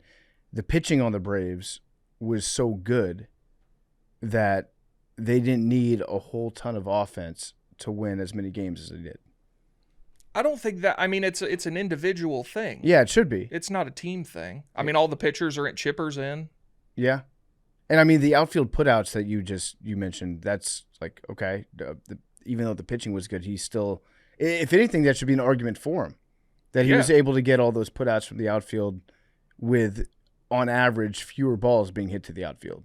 And also, there are a dozen outfielders way worse than Andruw Jones who are in the Hall of Fame. Yeah. Duke Snyder, 407 homers, 1,300 RBIs. How much work do we have to do on this? He got fairly close this year. Let me see what his number was this year. Because I always hate it when it comes down to this is the last year of eligibility for the guy. He is probably going to get in. In 2025, he received 66.2% of the vote, increasing from his previous 61.6. You need 75. So I don't want this to be a last year thing either. Right. I don't want it to seem like they got him in. Okay, fine, we'll let you in. And he's, from everything I know about the guy, he's never been like a dick. Has he? No, he's the man. Well, they see. I'm saying, why isn't he in the Hall of Fame? So a couple things popped up. I don't know shit from shit. This is just what the internet's telling me. They said that, like you guys said, he played too long and he peaked too early. So they said like through age 30, he was like one of the best baseball players ever. And then he had like a sharp decline. I think he's going to get in, but it's going to be way, way too late. But yeah, he's the best center fielder to ever play baseball. Yeah. He's one of them. And I think Willie Mays. Yeah, but I mean, this is no offense to Willie Mays, one of the all-time greats. Rest in peace. One of the best to ever do it. He was playing in the 50s. Is he dead? Yeah, he died pretty recently. I always mix it up because of the Barry Bonds picture. Where it's Willie Mays and he looks like he's dead. In the background, he's just sleeping. He died in June of last year. That's right. So, yep, that's fucked up, Barry. Yeah, and again, I don't want it to sound like I'm disparaging Willie Mays, unbelievable baseball player, but you drop Andruw Jones in 1955, I have a feeling he would have dominated. Yeah, for sure. You can make that argument about a lot of players, though. Right, which is why, and I think the barometer for any Hall of Fame should be like, were you one of the best players at some point while you were playing for an extended period of time? Andruw Jones was unequivocally the best center fielder in baseball for 10 years. Okay, so yeah, he's been in the running, in the voting for this is his, I think, 8 years. He just had his 7th year, so we've got 3 more cracks, 8, 9, 10. I thought I saw this was his 8th. I'm reading that his 6th year of eligibility was. Oh yeah, you're right. That was 2023. 7th year, 2024. 8th year. We got 2 more years. This to me, this next year is the make or break one. I mean, he only went up 1% from last year, but it's such, everyone says this every year, like, how is Andruw Jones not in? And these other guys. Do we have a strong ballot coming up? Like, what's the new class? Hold, please. Hall of Fame class of 2026 baseball. Let me see if I can guess this first. So who retired? Is that Pujols played into 22? So I don't think it'll be him. That man, by the way, has the strongest handshake I've ever felt in my entire life. Really? Albert Pujols. Insane. I can see that. The machine. Met him for the first time last year at the it was that golf tournament out in Tahoe. We did a bunch of interviews, and he was just walking by. So went up, said hi to him, and he grabbed my hand. This dude fucking broke my hand with his handshake, and it's massive. Adrian Peterson. That's what I've heard. Would he try to make it hard? Was that like his thing? They all do. No disrespect. That's my dude. Fuck with you. It's my guy. But anybody who just strongly shakes your hand for what the fuck are you doing with that? I always go for the dap, right? It's like a soft little cup, whop, swoop. Like this little hole, like you want to grab my hand and like dominate me as a man. Like, calm that shit down, man. These next two are not the top first-time candidates next year are Cole Hamels and Ryan Braun. Okay. Not even close to first ballot guys. Like Nick Markakis, Hunter Pence, Alex Gordon. So next year is not It's Manny's final year on the ballot. Then 27, you have Buster Posey and John Lester, their first time. Kyle Seeger, Ryan Zimmerman. So he should get in this year. Yeah. I mean, don't think Manny's getting in. No. I think that the voters have made their opinions pretty clear on the steroid era, which Yeah. is like if we suspect you, if we have reason to suspect you. That's another thing. Never mentioned as potentially on the juice, was doing this at the height of the steroid era Yeah. against pitchers juiced to the gills. Yep. At least to the I don't ever recall Andruw Jones being accused of steroids. I mean, I guess you could say you suspect anyone who played in the late 90s of He was just so but- strong that people were like, he's got to be on it. But even still, if your name wasn't attached to an investigation, they usually don't hold that against you. Yeah, I mean, Like, you don't have to be convicted of anything. You don't have to be suspended by the league. But if your name was attached, a la Barry Bonds, right. then they hold it against you. But you can't just discount every guy. I mean, you just 20 years would be gone. Yeah. Like, nobody thinks Chipper did steroids. Yeah, put Andruw Jones in the Hall of Fame. It's got to happen. I agree with that. This is the year, Big T. Can we bet on that? I would very much like to. I don't think so. I mean, we've got to wait another year now. Do we know what the results of the papal conclave are? Do we get those? Do we see like what the No. what the breakdowns by vote are? No, they burned the votes. That's right. Yeah. I want to be kept abreast of the situation. I unfortunately think unless you are a cardinal, you are not abreast. Yeah. It's pretty lock and key up in there. All right. Well, shout out to whoever the new pope is. You think that that's like everyone there is going to bed every night being like, I could wake up tomorrow and be the pope. This might be my last day as a non-pope. Yes, that's crazy to think about. What do you do? No, I think 99% of them are like, I just want this to be over. Like this meeting sucks. Because they know it's one of 4 guys. Yeah. You think? Yeah. Everyone on the You TV. don't think it's excited? I think they Exciting like. for them? No, I'm sure many of them love it's like doing their it, and friend. it's a very, sacred thing to have do. But like, I don't think any of them are like, man, today could be the day. Like, they know it's one of 4 or 5 yeah, guys. yeah. See, But to be one of 4. like, I also feel like it's one of those things where this first round that they just did, I would write down, like, even if like you and I, if we were Cardinals, I'd be like, let me write down Mackenzie's name. Yeah. And then it's like forever, it's like, I got to vote to be Pope. Skewing the votes. But then it's like, it's kind of just like a for shits and giggles. And then it's Yeah. like, holy shit, I got to They do a lot of shits and giggles. I think the first one is all shits and giggles. Yeah, it is. It's just like getting your juices loose, and that sounded No, I know what you're saying. yeah, just getting loosened up. Like, ugh. I think that they probably have a fun time at the conclave. They got wine. That's the thing, is like you think it's a Right. religious thing and it's all stuffy, and it probably has some sort, parts of that are probably true, but also they let their hair down. I also For think sure. they're chain smoking cigarettes like no one's business. Yeah, the blood of Christ is flowing, Communion. having some parties. Communion. Maybe we sneak across to the nunnery at night. Get a little crazy. Get a little crazy. Yeah, I think it would be cool to be like, I'm gonna wake up and maybe I'll be the Pope. And then you have to think of your name. And they just get to hang out for like It's like summer camp. they're stuck in there. Yeah, they're not doing their regular job. What do you do It's like COVID. day one as the Pope? Ooh. Pick a new name. Yeah, but you have your name picked. Yeah, that's yeah, like the whole You're thinking about that. in Conclave 2024. The whole thing is like, I know you have your name picked out. Yeah. Oh yeah. I feel like if you're a cardinal, like once you reach cardinal, you're like, I should probably get prepared for my name. Ride in the Pope mobile. Yeah. Mm-hmm. You can't drive yourself anywhere, right? I don't think so. Pick out point. like you have to think about your first word, like your first homily. Mm-hmm. Like what's your first words as Pope gonna be? Kind of set the stage. Do they have like portraits of the Pope hanging up in the Vatican, like all the Oh, different sure. popes? Yeah, I'd imagine. Add yourself Sure. to the wall. Yeah. Sign it maybe. Yeah. Do you like call your family? Like Yeah. Who do you? Yeah, who's it's New not like you have a Pope, who wife this? or anything. just tweet out. I don't think that you can. I think your family hears about it on the news because you don't have your cell phones, you don't have any of that shit. Right. They elect the Pope, and then there's somebody on the inside, like a big leaker, Yeah, who's gonna true. like get on the phone with the BBC, the mole. yeah, and be like, "Hey, we hot scoop for you. Here's Mhm. the new Pope." Incentius or whatever his name is. Yeah. Then your family finds out that, oh shit, we got to move to the Vatican. Well, I guess you don't really have Yeah. any children. No, a wife. Or a Or a wife. wife. Yeah. Yeah, who would you be calling? Like your sister or yeah, brother. your siblings. Yeah. Your DL lover. Yeah. So Yeah, true. I guess that's another thing. Like when you go, if you're a cardinal and you go to the papal conclave, do you pack anticipating that you're not coming back? Oh yeah. Ooh. It's like, when Wow. That'd be too much to pack, though. I feel like. Yeah, you got to pack everything. it's like when you're a road team in the NBA and you're going to like game 6 and you've got a 3-2 lead.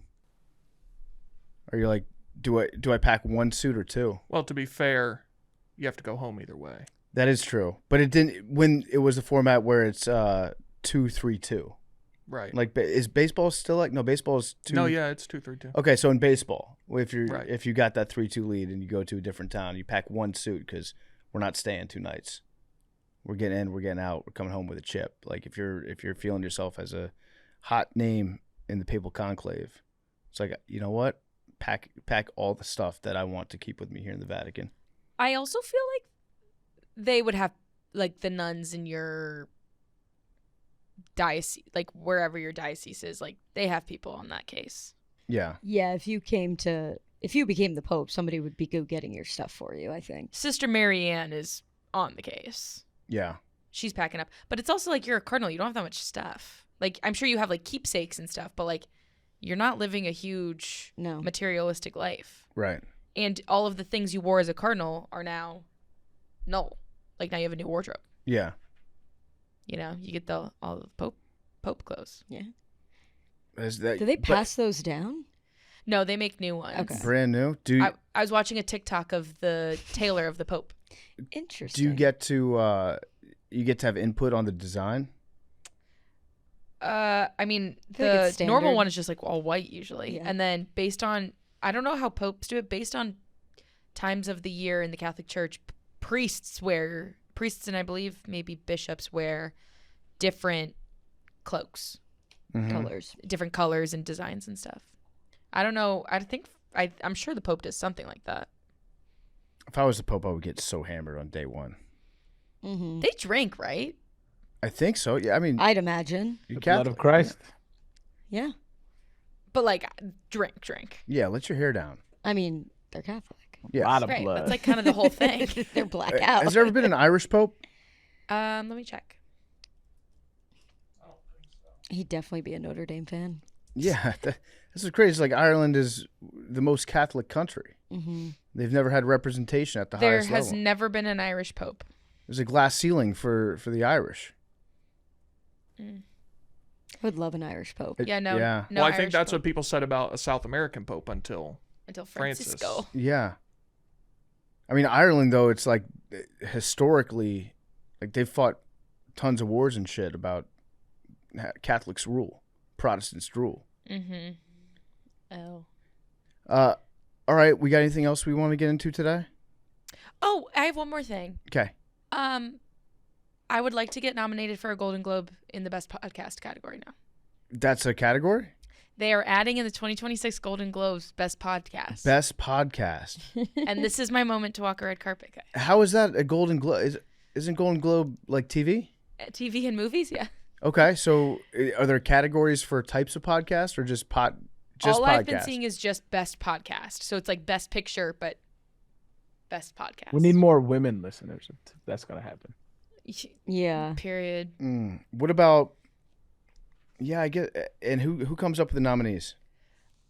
I'm assuming the same people who come up with every other category nominee, like the Golden Globe, whoever. I believe it's Tom the Cruise. Hollywood Foreign Press Association. Yeah, they're gonna get like the most woke podcast. Yeah, I can tell you who ain't going to be nominated. So, when they do the Oscars, are the voters public? Do people know who? I know it's the Academy. The Oscars has they have like thousands and thousands of voters. So I don't know if they're all public. The smaller ones, like the Hollywood Foreign Press, I'm sure you could find. Who's our stiff competition? This says, according to the Globes today, the top 25 podcasts will qualify for consideration with a total of 6 final nominations for the category. You legit might be nominated for a Golden Globe PFT. Eligibility requirements for those rankings and other details will be announced in the coming weeks. I don't know. PFT, you might What if it's you and... bussin'. I was going to say Joe the Rogan. Kelseys. Joe Rogan. Oh no, he's not going to get nominated. It's probably nobody from sports. If I'm It's probably taking a wild like guess. that Dax Shepard podcast. Yeah, Armchair Expert. Yes. It's probably Call gonna her be daddy, maybe? Yep. She's gonna be nominated for sure. Yeah, she might get be. EGOT. Really? She could. I could see her getting EGOT if she puts out like a. She has a reality show coming out in the summer. There you go. So that's the Emmy. Oh, I could get EGOT then if this podcast gets nominated. Literally so true. You'd be halfway there. Yeah. Yeah. Las Culturistas, maybe. Maybe. They have their own award show. They don't need the True. I think that it's a fair bet to say that Alex Bennett will be nominated. You know who I think is a and dark Harrison. horse? And Harrison. Do you think like what's the Daily? The Daily, no, it's too stale. Doesn't NPR have a daily podcast? Yeah, Or The is Daily. That's what it is. Yeah, I don't think it's going to be just like a straight news program. I think it would probably be like if we look at the heavy hitters, we've got like Theo Vaughn, Oh, yeah. Rogan, Out for sure. Mel Robbins. maybe a true crime. Oh yeah, what's My Favorite Murder or something or Serial? Serial. Let me Yeah, look at the That's podcast. still a thing. I don't think it is. I have no idea. I don't do true crime like that. it's probably going to be somebody who is already a celebrity that then did a podcast. The Dax Shepard thing. Yeah. Smartless. Smartless. Yeah, that'll hit. Pod Save America. Amy Poehler. Oh, they're getting nominated for sure. Yeah. I was going to say Big for T's favorite sure. podcast. Amy Poehler. I am a Poehler head when it comes to her new podcast. Yeah. Is she good? It's Giggler actually Squad. very good. I really like it. I love Amy Poehler though. Oh, Jay Shetty. Yeah. Oh, for sure. I'm looking at this list of the top podcasts. I don't know a lot of I'm these. not a podcast head, I guess. Yeah. Oh, Michelle Obama may be nominated for her new podcast. That'd be nice. Yeah. Would love to see that. Mm, Haktua, yeah, probably. Oh, definitely. Jen Psaki. comeback story of the year, comeback podcaster of the year. Right. Haktua.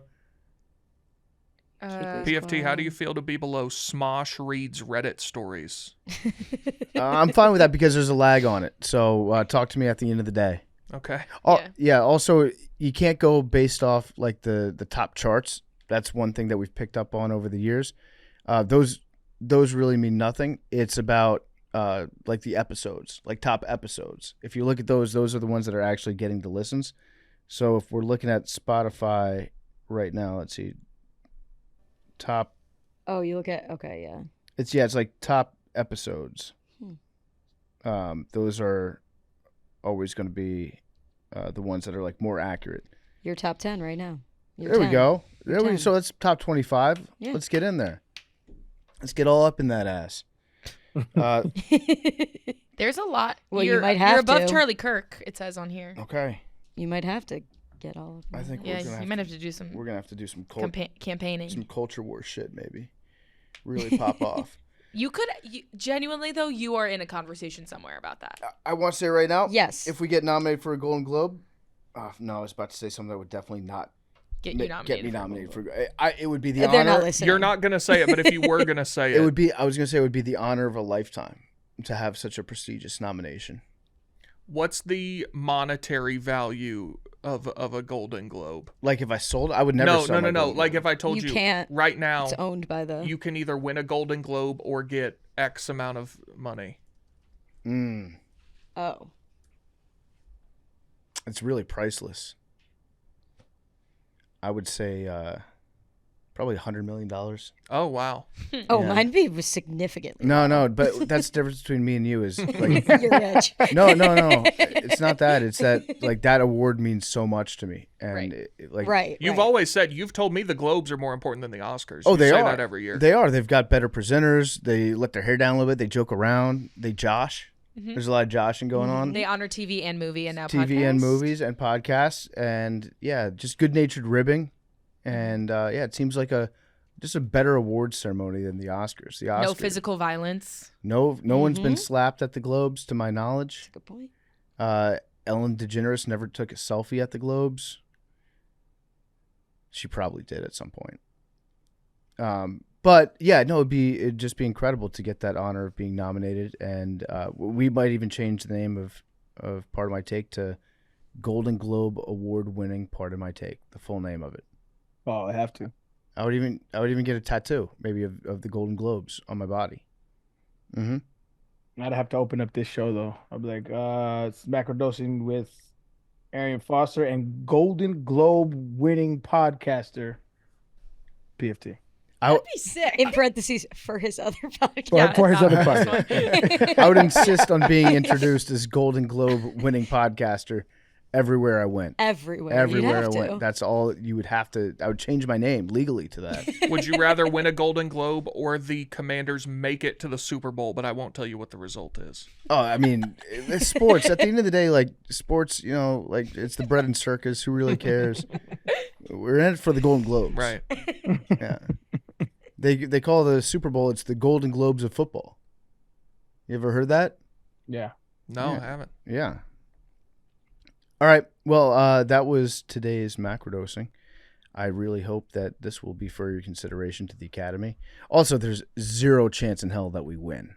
That's what I'm 100% convinced. If we make it to the final 25 or whatever, that'd be cool. To have your name called out, I guess that would be cool.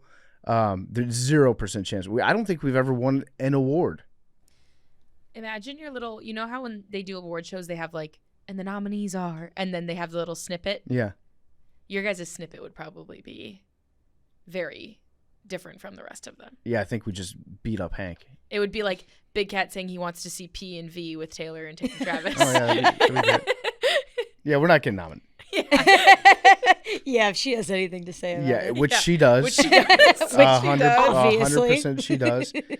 Yeah, we're not getting nominated for that shit. They've nominated us a couple times for like iHeart Awards and shit like that, and they just give those to the people that agree to go to the award ceremony and then post about being at the award ceremony so that people will watch. And so we're like, yeah, we're not gonna go to some award, suck our own dicks. We can suck our own dicks from home. That was macrodosing. We'll see you guys next week. Next week, let's go Caps. Arian, bad hosting on my part. I forgot Big T's birthday, and I also forgot to say sorry for your loss with the Lakers. So I'm sorry for your loss. You forgot to say my loss too. Big T, I'm also sorry for your loss Thank you. with Dalton Connect. But he didn't even play. That's why we lost. That's a fair point. Yo, Luka fans may be worse than like Nicki Minaj fans. Was Arian Foster right?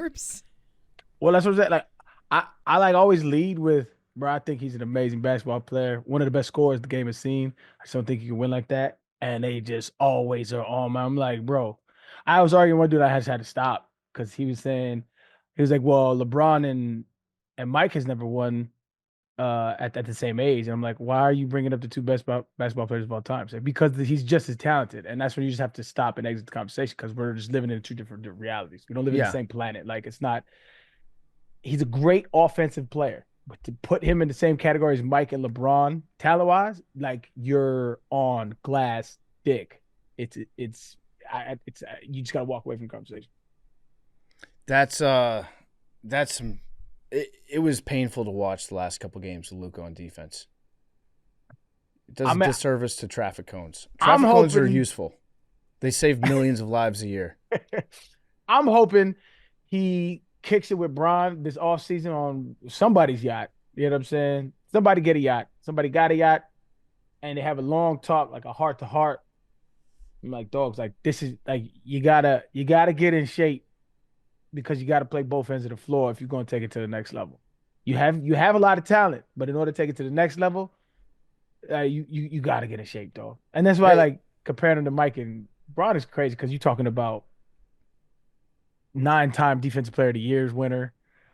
Even though Bron probably got robbed from a Defensive Player of the Year winner, you know what I mean? But like a defensive force on all sides of the floor. Like, it's just, I'm hoping Bron put him under his wing and say, like, bro, this is how you take care of your body. This is how you do this. We'll see though. I mean, I'm a Laker fan at the end of the day, so I'm rooting for him. It's just, I see what I see. And Luka, he should train with Bronny in the offseason. Because say what you want about Bronny, but he's in good shape. He works very hard. LeBron James at 40 years old, running up and down, playing defense. It's just what we saw with this man's career. We won't see again in our lifetime, I don't believe. So, is it me or did Luka used to be in better shape? Oh, that's demonstrable. You could look at old film. He was probably 30 pounds lighter. He definitely looks bigger right now, but like I remember seeing Luka going up and down the court, and he didn't stand out in terms of that guy's in way worse shape than everybody else. And this postseason, it was like, yeah, yikes. I would never say that he played above the rim, but like he would yam, he would dunk. He was like, he had a little more bounce in his step. I hate critiquing athletes' weight and shit like that because, I know how it could be. Like, you got a little bread. You want to enjoy your life a little bit. I get it, dog. I get it. But as a basketball fan, there is a difference between your body now. And it's not like he's 35. He's like 26, 37 years old, dog. Like, yeah. You in your prime, G. I would like to see Luka if he got more athletic. That would be fun to watch because he is a great scorer. He's a great player. Mm-hmm. It would also be very funny if he just got way fatter too, but was still nasty with it. Like could still fill it up. But now we're looking at Luka walking around at like 325. He's just sweating. He doesn't even get back. He just stays in the up at the like underneath the basket waiting to catch a shot. He doesn't get back on defense at all or pretend to do that. That would be very funny to see, like escalade. Well, that's the thing about athletic fat people. The feet don't ever go away. So you still quick as shit. You just got a lot more weight to move, but you're still quick. And so he'll probably still be really effective. But this is what happened to Zion. Yeah. That one makes more sense because you're in New Orleans and you're injured. What are you going to do? You're going to get fat, probably get some kidney stones. Like that's too much gumbo. Too much gumbo. I get it with Zion. With Luka, it's like you move to Los Angeles. If anything, you should get skinnier. Yeah. What if he just straight up gets plastic surgery? Like lipo. I'm fine with that. And then manage it from there? Yeah. Hey. Because that's right now it's probably a challenge for Luka. You look in the mirror and you see all the different parts. You might have body dysmorphia. You might be like, oh, my body's so bad. It'll never be good. Just get some of that shit sucked out and then maintain. I'm okay with that. Hey, we had a rough couple of years. We enjoyed our life.